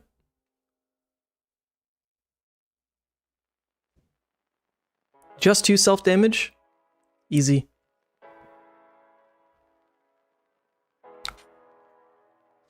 Alright, come on. Come on. I need the value to start coming through, game. I need it. Please. Okay, so this is terrifying because now I'm basically forced to block really inefficiently here. I wanted to play out the swing big this turn. And, like, that actually just can't happen anymore. Or not play out, I wanted to block with it, but of course that's what got intimed. Oh, this could actually be so awful. Because I want a Husk, obviously, so that I actually get full value. Like, I'm kind of forced to. I can't block with Dread. It's the only thing holding my turn together. But then, if all they do is Arsenal, I'm stuck at 2. So then I'm forced to roll Scabs. I have to hit so that I can go swing big. Into Hungering. Oh, this is so bad. I really need this guy to swing Mandible Claw so that I can crown it. Alright. Alright, our next best option then, since that didn't work, is just Shadow. Yeah, he's put us on such a fast clock that we don't have our Howls yet, and it's really hurting. Oh, and okay, so this game's actually just over. With 2 6s in hand, we missed. We can't even turn off Blood Debt. That's about right. That's about right. We will take 5. So I guess the other option was don't play for him to swing. Honestly, thought this guy's just going to go balls to the wall aggro, and he would just swing there. Because normally if you can trade a card for 3 damage in Rhinar, like you should probably do it, because that tends to be his normal rate. But to play around that would have been to just go ahead, block with Dread Screamer and Crown. and that way I'm at 15. But then the issue is if they do claw, then all I can do is husk on claw, and I've just lost a huge amount. So that was like a pretty lose-lose situation there, to be fair. But now it's actually lose. Now it's like lose actual, like over. Like you see this, over lose. Okay, so they discarded that. That gives us a little bit of a chance. We've got 2 misses, so we'll block like this and return Boneyard. Maybe there's a world. I mean, I still have 3 block equipment-wise left. It's just going to be so hard. Like, I don't have any recursion. The good recursion, rather. The howls. It's really all about howls. That's the other thing that this rounds on me can do. Is on turn 0, as long as you draw and it's even just like a little bit closer to your recursion, gosh, that feels good. This is a decent situation. Not a great situation. But in theory, if we can block down with both of these and also be able to Hungering Summon Doomsday, we could be in it.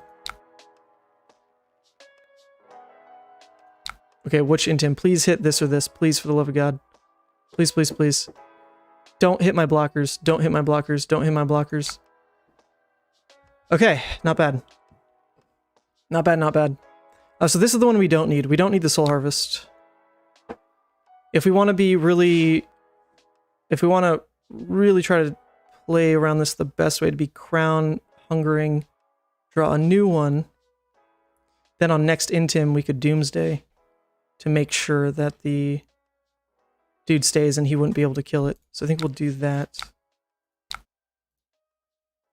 There we go. Alright. So now potentially on the next Intim, we can Doomsday. Interesting. So I don't think I can... I actually think this is an advantage for Rhinar here because I can't play out Doomsday in resolution. So if I want to respond, it has to be right now. But in theory, this guy could get... like Beast Within, it hits, and then he deals 6 to you, Plasma Fet. But I do want this out of hand.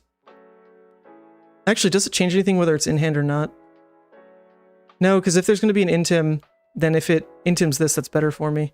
Yeah, so actually there's no reason to do that. Never mind. Never mind. This is a great interaction.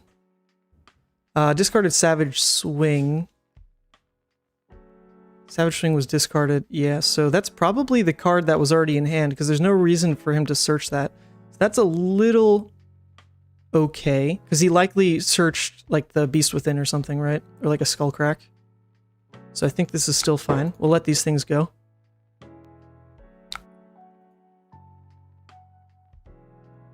Okay, it's just a claw. Alright, not bad, not bad.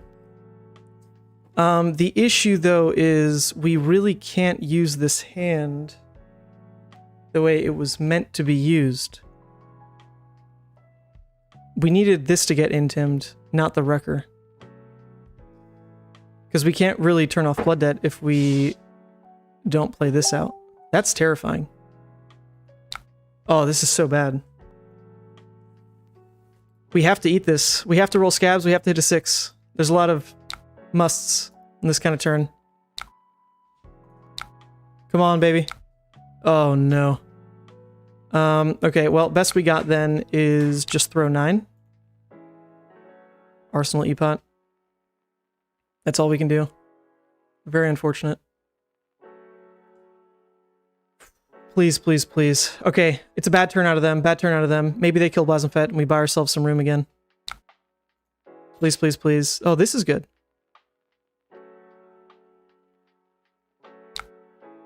Oh, they chose me, not Blasmfet. Okay. I should be fine with this. Doesn't really matter what they intim. I have a lot of options. Okay, so it should be this one. Oh no, I guess we can go for the Art of War. Yeah, so we'll block here. And just go with the Art of War for guaranteed go again. Okay, maybe we're coming back. Hold up, hold up, hold up, hold up. Everyone calm down. Deep breaths. Deep breaths.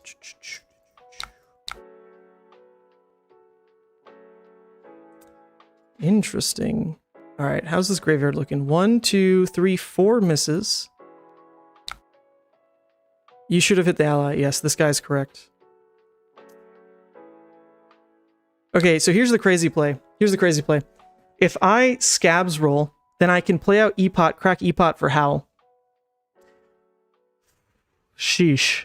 Like, that's the best play. Like, that is... But that's scabs again. That's scabs again. And these are the kind of positions where I don't want to scabs, because my turn's actually decent. But I can't present lethal otherwise.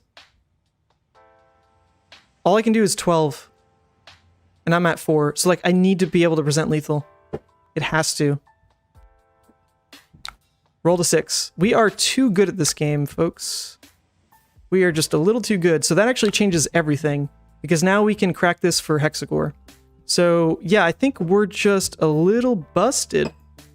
We're just a little busted. Just a little bit. Just a little bit. Just this much. This much.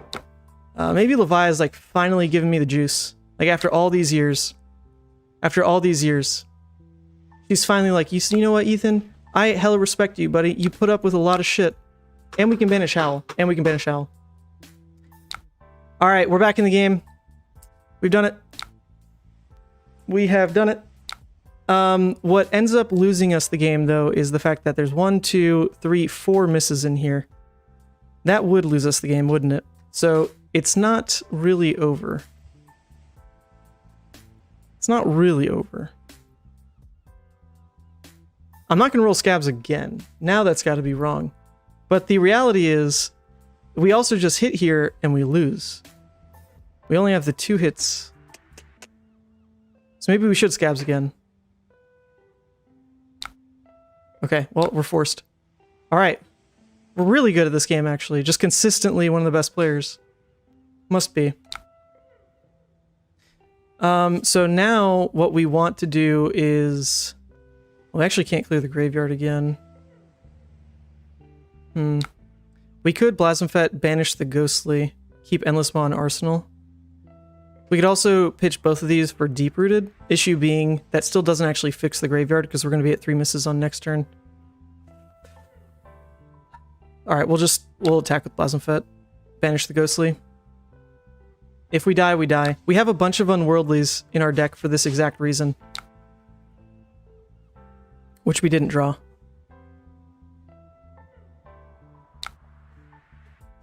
Okay, didn't hit. So we don't need this one. That's actually great. It's putting another 6 in there. And then we want to do this. We go to 2, so Reckless would do it. So we could also just throw the Howl.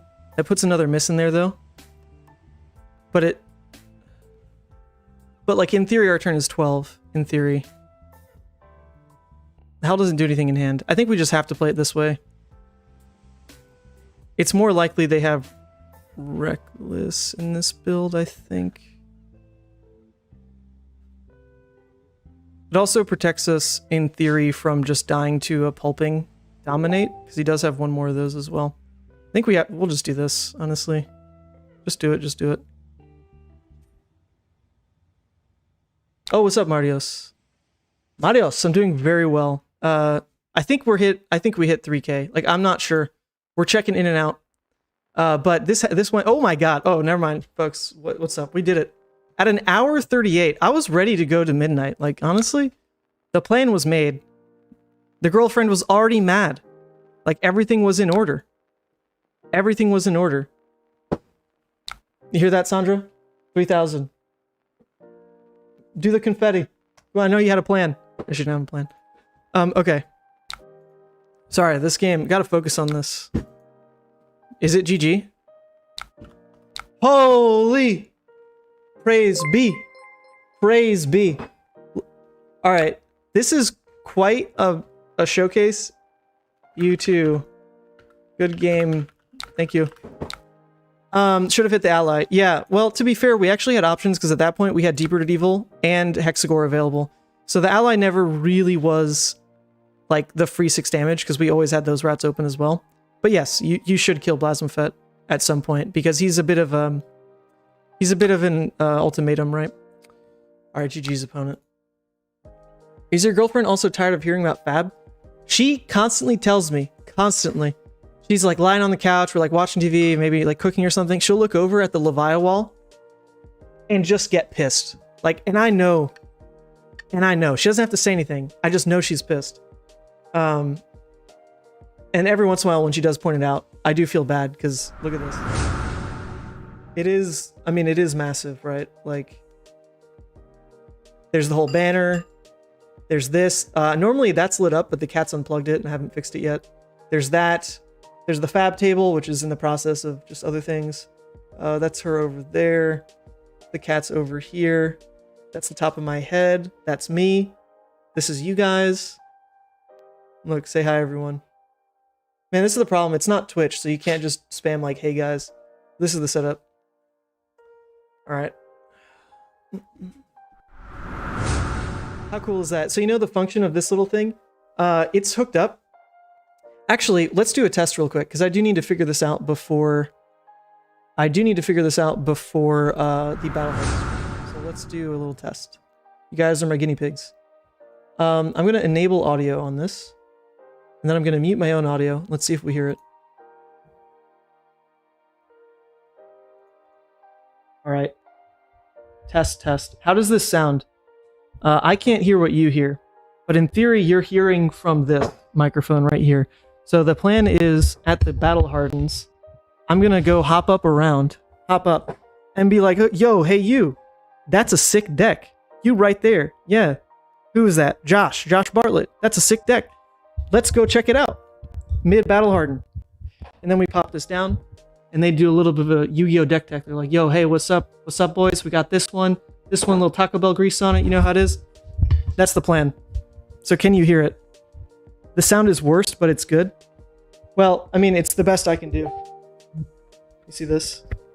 That's the only way to do it, because I guess I could get another set of lapel mics. Maybe that's better. But just for, like, the mobility. Just for the mobility, right? Yo, what's up? Let's do an interview. Mock interview. Yo, hey, Goody. How you doing, buddy? Rate this cat perch out of 10. How much? How much you like it? He likes this because it's warm. I've got my little lizard in there. See that? So he sits up here and he leans his little head on this because it's super warm. What's up, buddy?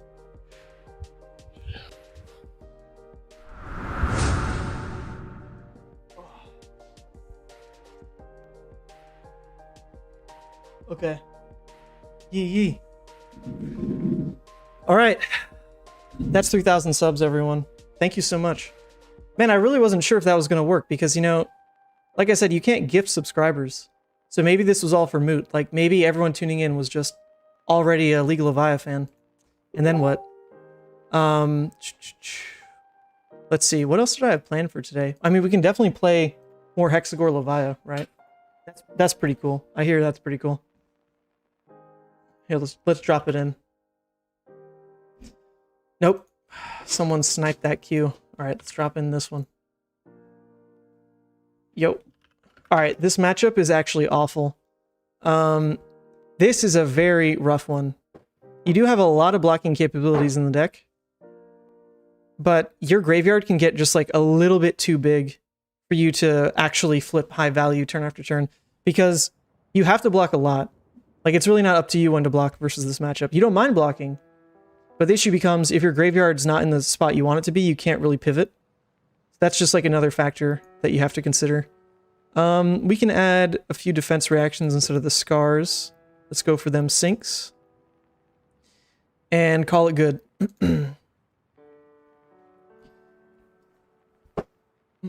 Only slightly worse, but still quite good. Okay, then maybe I won't replace it. We'll let the little camera be. All right, drop an energy potion. Yo, Sam, I'll hit you up in the messages because I definitely need to get that out to you like tomorrow. Okay, but yeah, thanks for being here. Good night. Okay, and then sync. Ooh, beautiful, beautiful. We like this a lot. This is perfect. It's a perfect kind of return because in theory they haven't gotten to craft this hand at all. We already got the energy potion in play. If we can just drop these, you know, and then maybe sync on top. They're going to go for puncture. Okay, that brings it to 8. Sure, we can sync it. I'm not going to sync anything. We like these. That's actually one of the reasons that Fate Foreseen might be a little bit better. Might be a tad bit better. Come on, hit. Okay, that is such a roller coaster of emotions. If that hit, not only does it mean we're safe to start banishing because we're at exactly 3 6s, or we'd be at 2 misses rather, so that we wouldn't have to worry about having 3. Also, it would mean our Howl's in play and we can start actually flipping damage. It is such a big deal whether this card hits or not. Such a big deal. Ugh. You rolled Scab so many times I heard 2 Magic from the league cringing wherever he is. But the reality is you don't win those games if you don't roll like that. Like, if you just play Levia to not ever roll Scabs, unfortunately, you just will not win. Like, she can abuse Scabs so much. I said it in the Hexagore video. She is set up to abuse a Scabs roll because with an action point, she does above rate things. Like, that's what she does. If you give her an extra action point, that's not just, okay, cool, like, maybe I can turn this card into 3 to 4 damage. It's, I can turn this card into 4 or more damage. Right? That's what she does with an action point. So you do have to make those pushes. You have to. All right. Well, this is now a little terrifying. These are a lot of non-6s to start throwing in the graveyard. This is exactly what I was saying. Exactly what I was saying.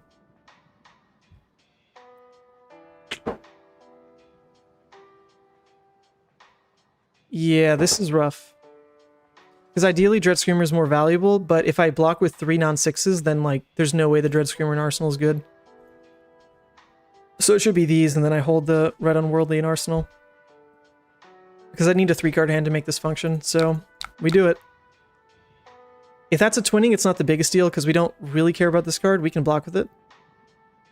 We can. Alright, so we ate a Glistening. Not bad. Yeah, but see, Levia is different than just rolling Scabs and Rhinar as well. Like, rolling Scabs and Rhinar is normally like another 3 damage. Because he is closer to 3 to 3.5 per card. That's just what he does.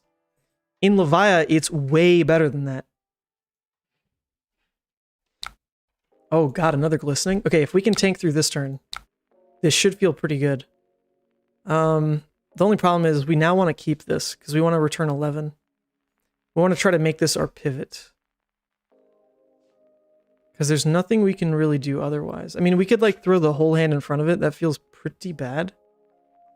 It would at least protect ourselves from getting blown out. If we block here, here, then to be safe about it, I'd also want to block with Scabs and Crown. But then Crown gets no value. But then if it's Puncture, let's see. If it's the Puncture card, then that's a +5. So we'd be blocking 5, and then only 4, and then they'd give +5 and 1 would go over. That's pretty awful. So I think we might just have to respect this turn, because they've gone through a lot of good cards. The other thing we do is, like, maybe E-Pot for the Hungering, like, in theory.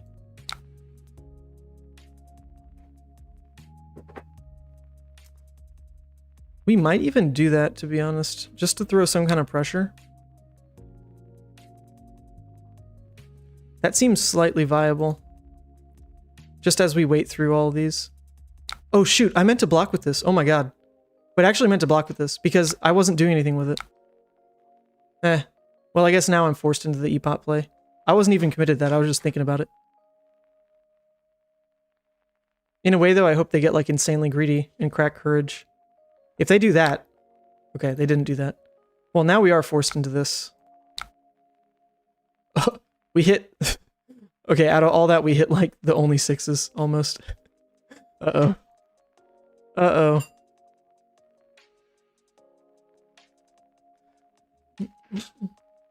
What's up, Tom At?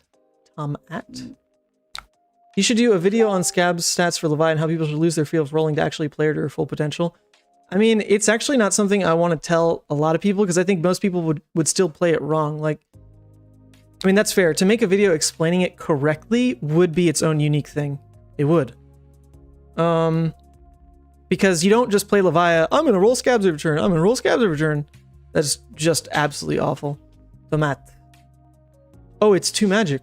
Oh, what's up? You missed some insane games, 2 Magic. Insane games, by the way. Like, roller coasters of emotion. And we're 3-1. The issue with actually hitting 3 Blood Debt on our first banish is now we kind of need to keep a combo. I should feel pretty good to just block with Soul Harvest. Alright, so that's definitely getting put down. In theory, we also sink on top of this, and then we go Writhing Unworldly to try to get in control of our graveyard a bit. Maybe we should also sack a piece of equipment just to force them to buff it. That feels pretty safe, right? That feels pretty safe. We force them to buff it, and then we can sink on top. Feels pretty good. Alright, it's an out for blood. That's fine. They don't have anything floating, so it'd have to be an Iron Song response.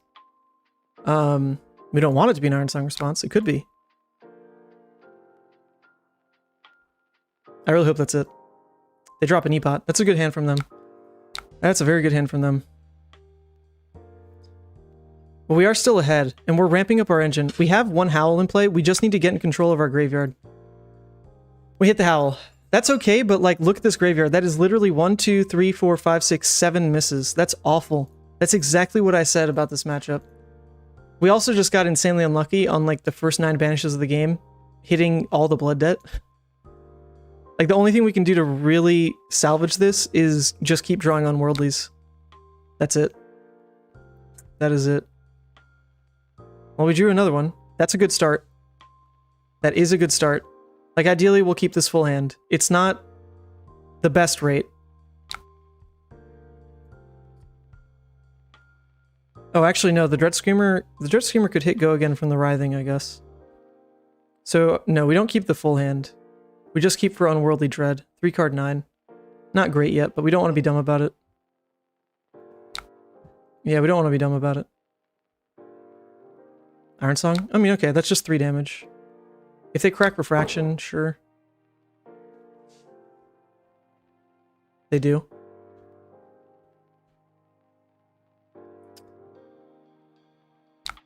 It's just coming in for 4. But they're about to go into a 4-card hand with E-Pot. So what we could do is block with Dread and Scabs and then just make our turn Hexagore. That's pretty weak, but it doesn't give him a counter. And doesn't force us to use Hex on the next one. And it fills our graveyard with another 6. I think we'll do this. This is the problem, like, for the love of God, why doesn't Unworldly buff Hexagore? That would be incredible. I would love that. The deck would sing. And right now it doesn't sing it. It's a little off key, you know, just a little. Okay, so we hit that, we hit the Dread, so that's good. We're not going to deal with, we didn't actually need to go for the double 6, or the double 3 banish for 6 total this turn. We still want to build up to that. Like, we need another Unworldly plus 3 banish, and we'll get in control of our graveyard.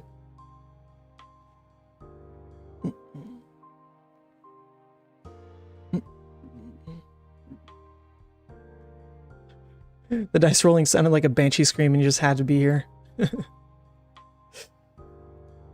I mean, the reality is, without rolling dice, I'd be 1 and 3 right now.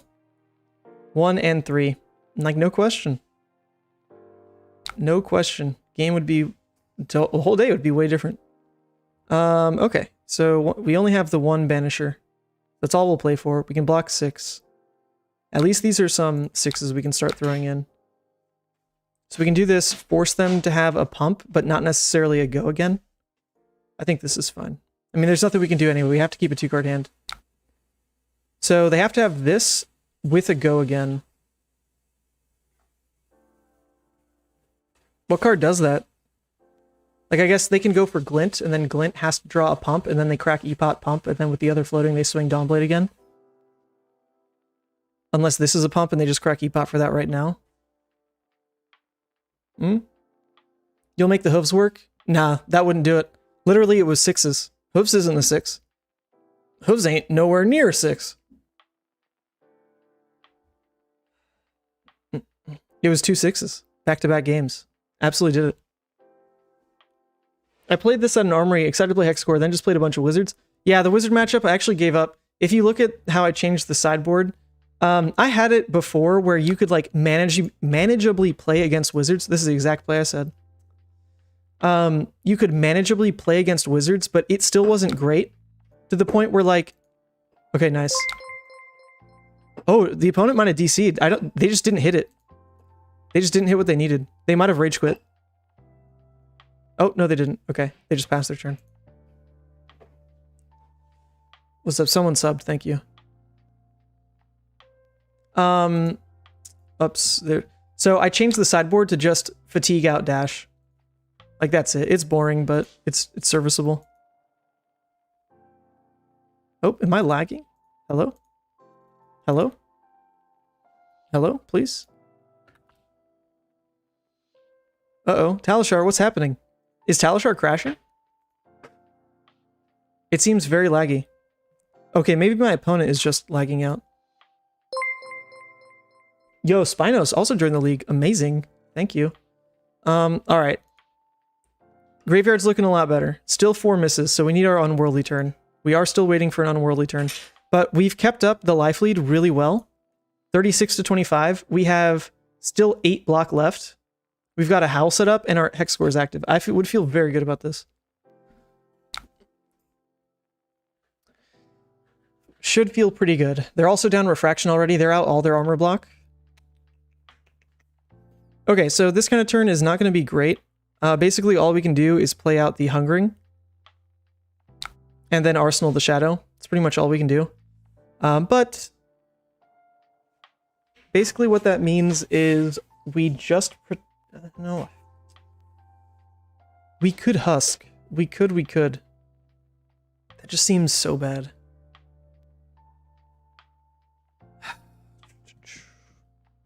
Yeah, we could Husk plus Boneyard, but then they still get over it because it's by 3. It would be by 3.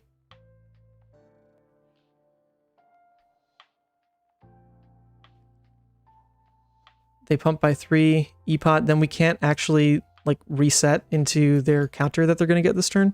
I think that's fine. Like, we have enough of a lead that maybe we just have to do it this way. We have enough of a lead that at some point we need to just say, okay, our avenues are open. We're just going to play a 5-card hand into you. And actually, that's quite good. They got nothing out of this. Okay, so we're going to put the Shadow in Arsenal because... Well, no, I guess we could go for the Shadow, try to banish Deep-Rooted Evil, get a non-block out the deck. That's just such a swing if it doesn't hit. But I think we're going to do it, because even if we draw some trash, we can cycle it out. So let's do it. Please hit. Okay, nice. So we're going to get the Deep-Rooted Evil out the deck. That's 2 non-blocks gone. And this is actually quite good in Arsenal. It's 1 AM here, so gotta get some sleep. Congrats on the 3K. Alright, Mads, hold up. If you stick around after this game, we'll do the giveaway. We'll do the giveaway.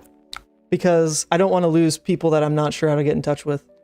Alright, so right after this game, like I said, the 2-hour mark, we'll do the giveaway winner. Why not Skullhorn plus Spellfree Cloak? Into Kano? I mean, you can, but the issue is you're still just insanely slow into a Kano deck. Like, you can try to add Meat Axe, Pulping. It's what I was doing before, and it was manageable. But, I mean, you're not realistically racing a Kano. And so, it's very hard for you to get to that point where you present lethal, and then they're forced to go off with their Wildfire. And that's when Skullhorn plus Null Rune plus Spellphrase is really good. Because when you can commit, when you have those pieces into the turn that they're forced to do it, otherwise they die, and then you don't die, and then they die, amazing. But if you're not actually putting on the pressure, and they just, you know, get to throw Wildfires at you because you're not really doing anything to them, then one Spellfree, like, isn't enough. You know, they'll just do it multiple times per game. So, matchup's, like, pretty washed. Like, it's really not good enough for this deck, so I just don't really worry about it. Just don't worry about it. Okay, so we can just crown this. This is pretty easy. We crown this away because our turn is just very much so a Howl. Oh, I mean, it doesn't have to be the Endless Maw, but it might as well be. Normally with 2 blues and an Unworldly, you get to go Howl Unworldly Deep-Rooted. But because we're forced to do it this way, I guess we do play the Unworldly. And then we'll just end up with a Dread Screamer in Arsenal, looks like. Wow, we are like stomping the Dorinthea.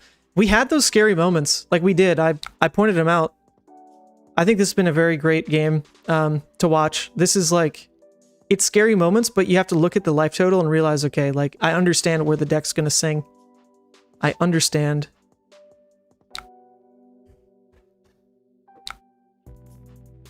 Oh, I should have played the Unworldly first. Oops, I can't really undo that now. I feel bad. But it should have been Unworldly first. to try to rebanish it. Sure, it's fine. We'll still play this out. But now the Endless Maw is less likely to hit. We got 6 misses. So we could Scabs to just turn this into 6 damage off the Deep Rooted and also make the Endless Maw hit rate a little bit better, so we're going to go for that. Okay, so we will do this. That's mostly my bad. I wasn't really looking to roll Scabs that turn, to be honest. But because we missequenced on the Howl, I want that extra 6 in Graveyard. And I mean, hey, if it hits, it hits, and we did. So now we'll close the chain. We'll close the chain and do this. Okay, we did hit, and we reset the Howl. So how's Graveyard looking? 1, 2, 3, 4, 5. Cool. See, that was insane. Like, how do you lose from a position like that? It's just very hard to. We even have the Doomsday now. Oh yeah, so we'll just always eat this. Iron Song Pride? Hey, not bad. Not bad, dude. That's a counter. Okay. So we can't turn off Blood Debt with that Art of War. We'd love to just keep that Art of War in Arsenal. That would feel great going forward. So it's just going to be Dread Screamer. Nice, it did hit. It did hit, so that's 5. We didn't hit the Deep Rooted, so that means we'll go for the, well, no, I guess no matter what, we were always going to Doomsday there. If we hit Deep Rooted, then we'd probably roll Scabs for it. But there's no reason to roll Scabs on this, because Art of War and Arsenal is basically as good as the Scabs roll. So I guess there's the question of, is it even worth playing out Doomsday? They already blocked with 2. They have no armor left, so they could just go to 1 and then swing into Doomsday, get a counter. Well, not get a counter, but then threaten me, but I think that's good enough. Yeah, let's just do it. We have Art of War, we have a Howl, so we're pretty much guaranteed to end the game next turn. Nice! Hexagore Levia. Looking sweet. This deck is singing. Beautiful. I love this deck. I think this is like the exact level of stress and management that like a Levia deck should have. It's not brainless. You know, like you don't just swing at everything, like full block and keep this hand, whatever. Like there's no automatic decisions. The deck is very complicated, like really. And there's going to be moments where it's not just luck.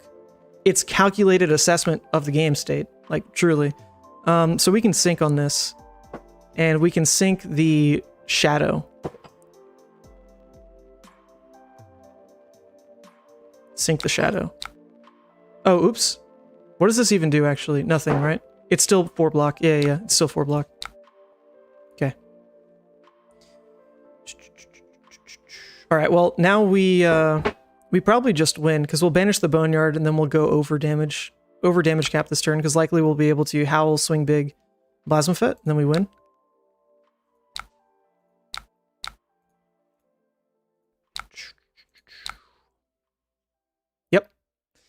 That's exactly what we were looking for. All right, we won. GG! GG, opponent. GG's. Damn, I love this deck. I love this deck.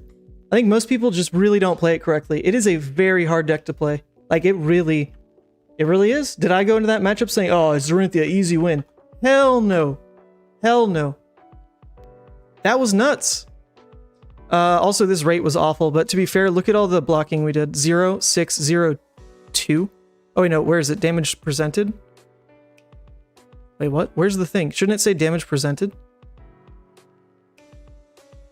I don't see that stat. I must be blind. But we remember those turns. They were not good turns. All right, let's do the giveaway. Let's do the giveaway. I didn't close the Nightbot thing. All right, so it should still all be there. So type in Dragon Shield. Type in Dragon Shield like this. Type in Dragon Shield. And you could win these sleeves. I'll ship them to you. Now, the unfortunate part is, here's the reality. If you're in Europe, the way you're going to have to get these might be a little complicated. But I'm about to do a big shipment to Europe through Sam. He's a Legal Levia member, right? So I'm about to ship a bunch of stuff to him. And he's going to be at Battlehardened Belgium. So if you're in Europe and you win this, that's going to be how you get them, is just coordinate with him, because he will have it. All right? But if you're in the US, I'll just pay and ship it because it's like, you know, $6. It's not awful. But anyway, type in Dragon Shield, okay? Type in Dragon Shield. We got a lot of people joining in. I'm scrolling through the list here. Most people are still viewers, but call out We Make Best. They're not an active viewer right now. Go unsubscribe from them. They ditched. But there we go. We got a lot of entrants here. 49 eligible users. Let's roll it at 50. As soon as I see 50. I don't want to refresh because it's probably going to bug out. So as soon as this thing counts up. Josh, you spelt it wrong, apparently. Are you in here, though? If anyone isn't sure if they're in here. Nope, Josh, you are in here. 51. All right, we're rolling it. Everyone stop. Stop. Archon Altars is going to be the last person. Gregory Moss. Gregory Moss has won the giveaway. Are you in chat, Gregory Moss? Gregory. Oh, he's not. Oh, shoot. Well, that feels awful. Does anyone know Gregory Moss? If people don't know Gregory, I don't recognize him from the League of Levia. We'll have to re-roll. Because I don't know how to get in touch with this person. Does anyone know Gregory? Oh, you are! You are here! Oh, what the hell? It doesn't show that you're here. Okay, Gregory, amazing. Message me. Man Sant 8218. Message me on Discord, and I'll get these out to you. Are you in EU, or are you in US? EU or US? I guess you could be somewhere in Asia Pacific as well. If that's the case, I have no idea. All right, you're in EU. All right, so I'll message you some extra details to get in touch with Sam, but he will have these for you at Battlehardened Belgium, okay? He will have these for you. Congrats. Message me, though, because otherwise I will forget. Pigeon brain over here. Okay, cool. Thank you for participating. We'll probably do more of these more regularly. I don't want to give away everything, like, right now, right? Like, I have a lot to give away. Dragon Shield is very generous. They give me a lot. But I don't want to do it right at once. You know, we gotta... I'm not made of money over here. I have what my sponsors give me, and that's it. So we'll spread these out. But congrats, Gregory, once again. You now own... These are the only copy in the wild. All the rest I have. So you'll be the first person in the world. Oh, that's not true. Oh, shoot. Dustin's in the chat. Dustin, did you end up with these? I brought one to like a Secret Santa thing. Or not Secret Santa, but to like a Christmas thing we did locally. So never mind. That's a lie. One other box has gone out. Spencer got him. Damn Spencer. All right, Gregory, it's you and Spencer, the only two people in the world with him. So good night for all the EU people.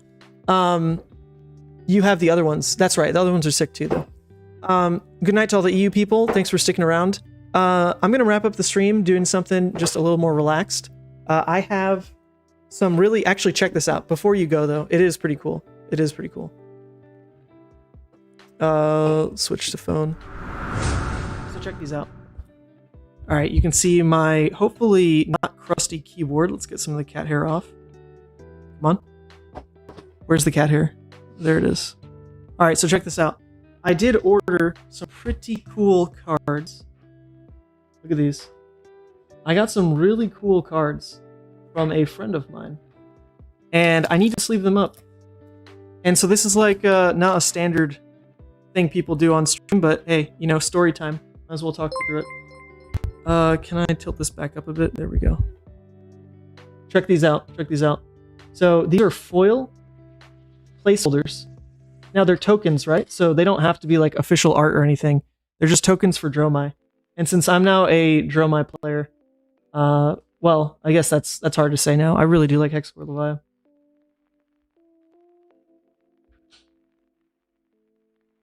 Oh shoot, hold up a second. Can you hear me double? Where'd it go? Oh shoot, did I do this wrong the whole time? Hold up.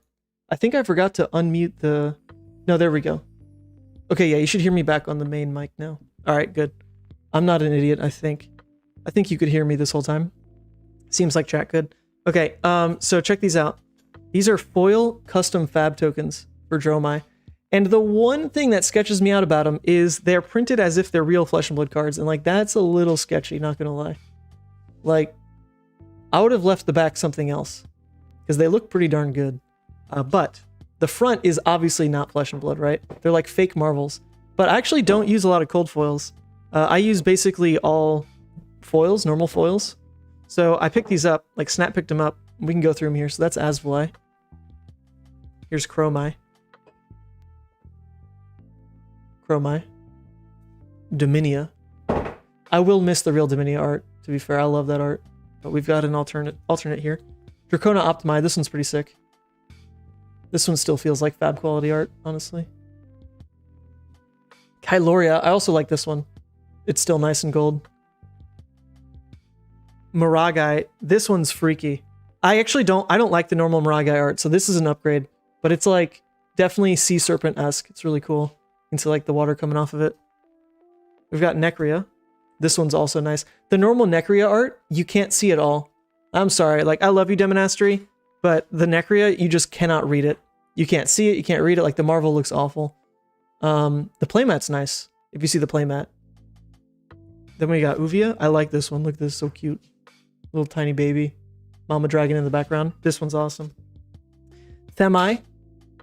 I'll probably never play this one, honestly, but at least we got it. Tomotai. This one's sick. This art looks so good. Normal Tomotai, also amazing. So it's a bit hard to pick, but looks very nice. Good colors. We got Viserai. I love this one. Normal Viserai is like a... Out of all the dragons, he's the one whose art stands out the most. It's like a little retro compared to the others. So I'm happy. I'm happy with this. I like it. This Viserai. About to land on all those red dust from the desert, whatever they're called. F up all the PQs. This one I don't like. Not gonna lie. Yandere is an amazing art. And this one does not compare.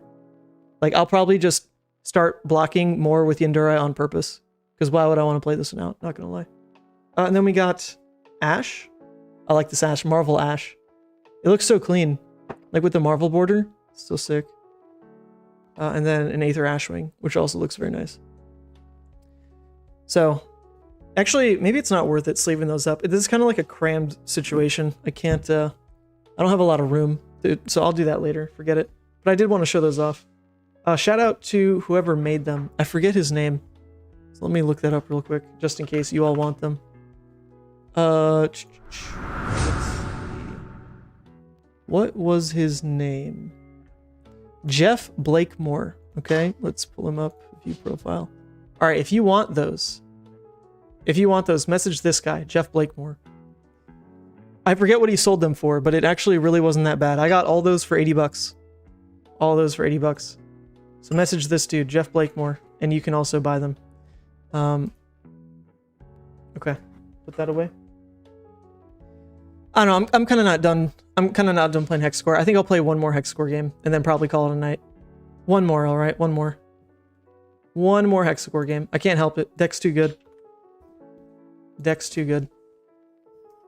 Iyslander. All right, this is an auto loss, but we'll do it anyway. Yo, good luck. All right, if you want to see how bad this matchup is, here we go. This is the grim reality. This is the grim reality. We take in these. We take out these. I mean, there's a world where the Iyslander is not that good and actually plays like a lot of discard effects early. And maybe we win. But like the reality is a good Iyslander never plays that way, so you shouldn't assume you win this matchup. If they do, if they let you get your graveyard going, then you can pivot like normal, set up your recursion, and it's fine. And the only thing that really blows you out at that point is like a Channel Lake Frigid on your first Howl. But you can play around that to an extent. Just have epots out and respond to the channel with an epot, and that'll pay through a full tax of the Frostbite and CLF. So you can do those things. Not often. Okay, last game. Because this is most likely going to be a loss, and I'll probably be not too happy about it because there isn't a lot of agency in this matchup. But whatever. Whatever. If I was playing the other build, the Berserk Levia, man, that is a different story. That build rolls over Iyslander. It's not even close. Rolls. You don't really have blood debt. Every hand just puts a lot of pressure on them. You leak damage like crazy. This build is not like that at all. And we didn't open with any of our good starters. No Epot, no Shadow Blasphemfet, no Deeper Evil, no Howl, no Ghostly. So we missed 9 draws. That'd be pretty good here. Yep, and they start with Insidious. This is as good as over, unfortunately. So this is 1 more damage, fills the graveyard the same way as a Meat Axe would. I guess the only difference being we don't necessarily get to tank as much. We can't really pitch in with double red here. But if we swung Meat Axe just off the Unworldly, it's risking only 3 damage, and we might discard Beast Within, and we don't really want to do that.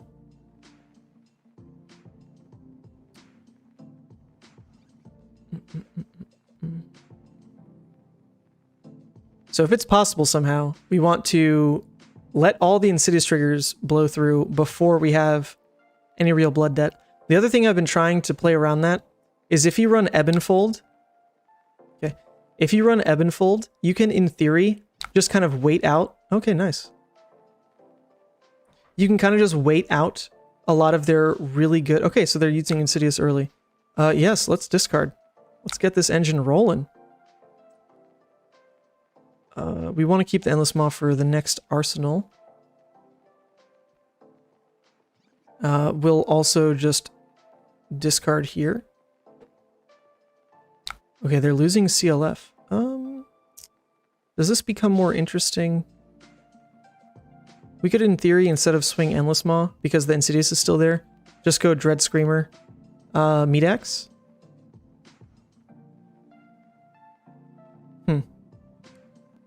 That's probably fine. I'm actually more inclined to take that route.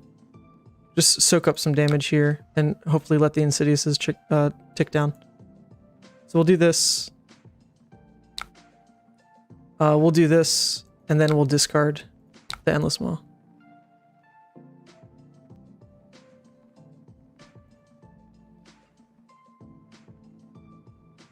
We could have also gone for back-to-back Endless, but we don't have any recursion yet, and we haven't even swung with Meat Axe once. So that'd be pretty tight on our graveyard play. But yeah, what I was saying, I've also tried running Ebb and Fold, like Null Rune 1, and then Ebb and Fold, because one of the things that they can do in this matchup is pretty much just wait for you to have insane blood debt, and then the Insidious Chills and the Amulet Devices will all come into play at once to just strip your hand and you die. Now, to be fair, like, you have to give them a window for that. You have to, like, start with the Art of War, or, like, start with a Howl, and they respond and just, like, completely sap your hand. Okay, well, that was awful. Lost a blue. Only dealt 3. So if they do that, yeah, you kind of just instant lose. So in theory, you need to... Oh, yeah, we'll discard. In theory, you need to just have a play around that. So Epots can help a lot, but having Ebb and Fold can also help because it's an instant. So on top of all those triggers, because they can't help the Insidiouses, you could try to Ebb and Fold first. Now the thing about that though is they can crack the amulets in response to your Ebb and Fold, so it gets like a little bit tricky. But in a perfect world, they have all these Insidious on the stack. You pop Ebb and Fold. They're forced to then amulet to drain your hand. But then you Ebb and Fold still, turn off Blood Debt, and then that's good. Like that ends up being good for you. That's the perfect scenario. Sure, let's get some value here.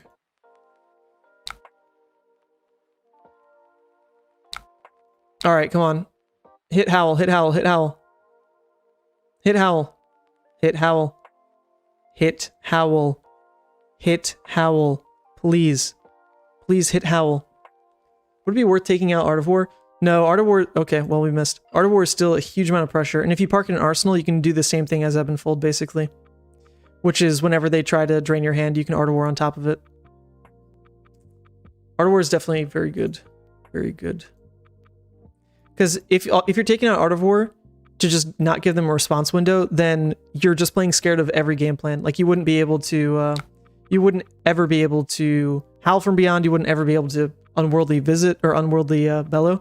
Like, if that's all you're playing around, then you just can't do any of those things. All right. We're actually getting, like, really good graveyard fill here. Really good graveyard fill. I don't mind this. I really don't mind this. The unfortunate part is just 0 recursion.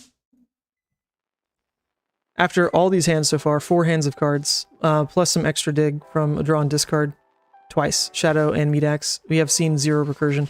But we're probably still a little bit safe to start ramping, because those recursion pieces are pretty good into their discard effects. Like, we can just get rid of them. So, I don't hate that. Imperial Warhorn isn't terrible against Iyslander combo.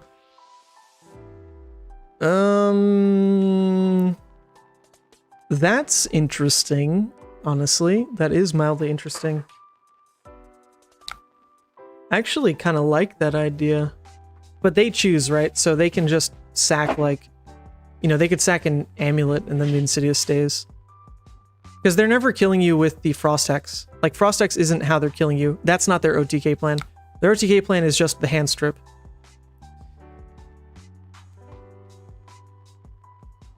Alright, at this point, I don't think we need to keep discarding. We can start to control it a little bit better. So with this hand, we can just go for the Endless Maw then. And just see what happens. So we'll go discard. We can discard the Swing Big. Or actually, no, sorry. I was gonna pay, wasn't I? I'll still discard. It's fine. It's honestly fine. Alright, here we go. Double Swing Big. Well, as far as misses go, we're actually managing it pretty well. Alright, come on, come on, come on. I feel actually pretty decent about this game. It's not going as off the rails as it can. He's playing a lot of attacks out. Okay, so it seems like whatever this is not really relevant. Or maybe they just went for this 2-card hand instead. But normally they'd trade a blue here to probably pop out whatever that is. So maybe I can get away with, like, Unworldly Bellow Boneyard? Maybe I can get away with it. I could also slow way down and just Meat Axe. Which, I'm fine with that. Let's just protect the HP. It's way easier to turn cards into block than it is Arcane Barrier. So we'll just save the life. Since we don't have a blue, I don't want to risk that play. Alright. Come on. Give me 5 damage. Come on. 5 damage, please. Okay. Well, losing a Dread Screamer isn't great, but we'll take it.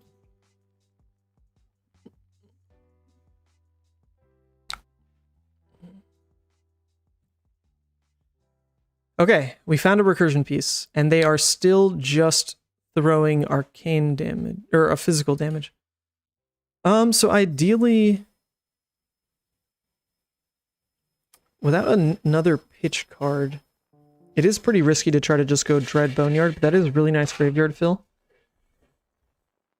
I think if all we do is end up throwing Dread Screamer and they react to it, that's fine. But if they don't, then we'll throw out Boneyard. But at least this gets the Howl in graveyard. They don't have a hit effect, so it's always just going to be damage. We know we're turning off Blood Debt next turn, so we can go ahead and throw that. Just make sure it blocks well. Alright, we're all the way up to 5 Blood Debt. We don't have Hexagore, right? So it's never consideration for... Blood Debt's never consideration for that. Yo, Tyler, yeah, I said in the beginning, I think I can start streaming regularly again. I talked to my boss, and taking like a 2-hour break midday is really not the biggest deal for them. So, in theory, like, yeah, you know, even in the midst of a workday, if I just take like an extra hour for lunch, and then I'm back later, I could do a 2-hour stream every day. And I'm pretty down for that. And keep me on my toes. Oh, what's up, Dustin? Hope you get better, man. Alright, this is exactly why I live in fear of Iyslander. So as soon as we played into Blood Debt, this is risking just insane damage. The good news is we can keep this hand and still throw Meat Axe, in theory, but if we play Howl and they respond, then we don't get the Meat Axe. So we'll pay. And then we'll Arcane Barrier 1, and then pay again on this. It's the best we got. Well, on the Wrecker, rather. Pay. Waning Moon. Can't do anything about it. They are low, though. They are low. That is relevant. That is relevant. Maybe it is better. Like, how often have I even used the Arcane Barrier 2 from Skullhorn? Like, maybe once, right? So maybe Ebonfold just is always better. Like, if that scares them out of doing a lot of their Insidious stacking and stuff, then Ebonfold might just always be better. I might lose the opportunity to... Oh my god, another discard miss. I might lose the opportunity to get good value out of it. like twice per game or something. Okay, well this hand actually should play pretty well into their stuff. So I'll take 8. I will take 8. First big chunk of damage I'm taking. Doesn't feel great, but we do what we do. If this missed though, that is pretty awful. There are 3 misses. Or wait, did it miss already? I actually can't tell. Did it banish already? Oh, it did. Okay, so we lost. Oh. Well, never mind. So that's the game. Yep. Nothing we could do. The graveyard was filled with a lot of misses from Medax. So, that is just over. We take 9 here. Okay, well that was fun. That was very interesting, interactive. I enjoyed it. I had a lot of fun this game. It's really cool. Decision trees. Had so much room to work with this game. It's awesome. Well, it's okay. Out of all the games today, having 1 loss to Blood Debt is fine. I'll allow it. 1 loss to Blood Debt out of what, was this like game 7 or something? I will allow it. Yeah, we're just gonna eat it.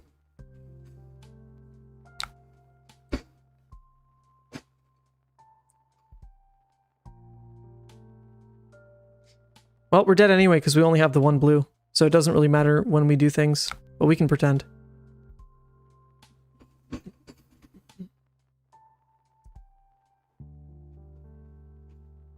Yeah, when you're Iyslander, all you need is the 1 HP to kill you. That is true. Oh. They're not going for lethal right now. Alright, so we can go discard. Get this out of here. And we will die. But we can pretend. We can pretend that we have a play. We'll do this, and then we'll discard. And then they're going to pitch for this. And then we're going to pay 1, and we lose. Because we dealt 9 damage to ourselves. GG.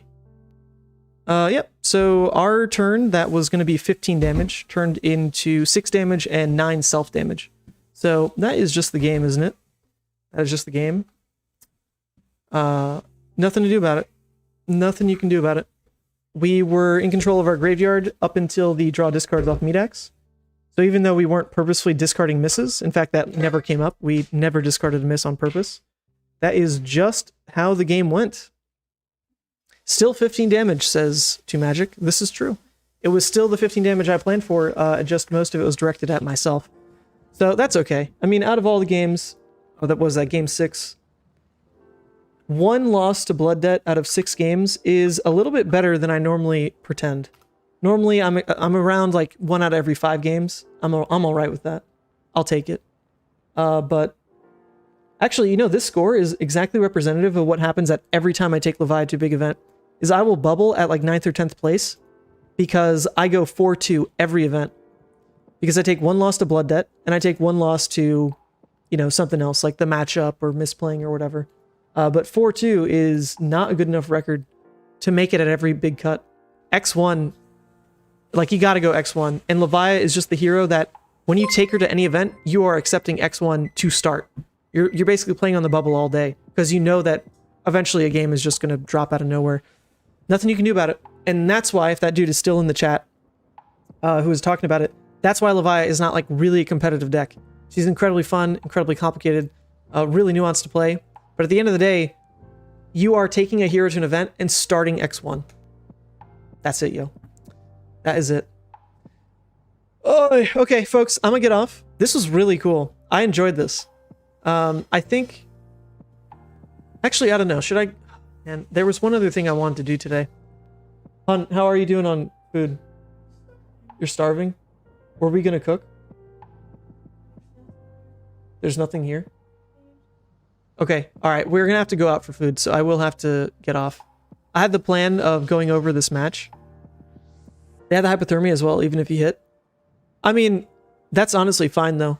If I have hypothermia, I don't deal 9 damage to myself, right? That's still okay. But yeah, I'm gonna have to get off here. The last thing I was planning, and we'll save this for next stream, for when I play Dromai again. I played against Flake. Flake's been streaming a lot on Twitch, shout out. But he has been doing decently. I don't know his like win rate overall. But I queued into him as Dromai, and he was cocky. Cocky. his chat was like, oh, you're going to roll Man Sant. He doesn't know what he's doing, blah, blah. They were so cocky. And I dumpstered him this game. Like, it was an incredible match. Incredible match. So I want to show that off at some point. We'll save it for another stream. For now, thanks for tuning in. This was a lot of fun. Gregory, message me. We'll get this dealt out with. Congrats for winning. And congrats to myself for 3K. Let's double check 1 second. Did everyone... Who unsubscribed? Who did it? I know someone did. I know someone did. Nope. Holy! No, we just skyrocketed, actually. That's like 40 subs on the day. We'll take it. All right, goodbye, folks. Thank you.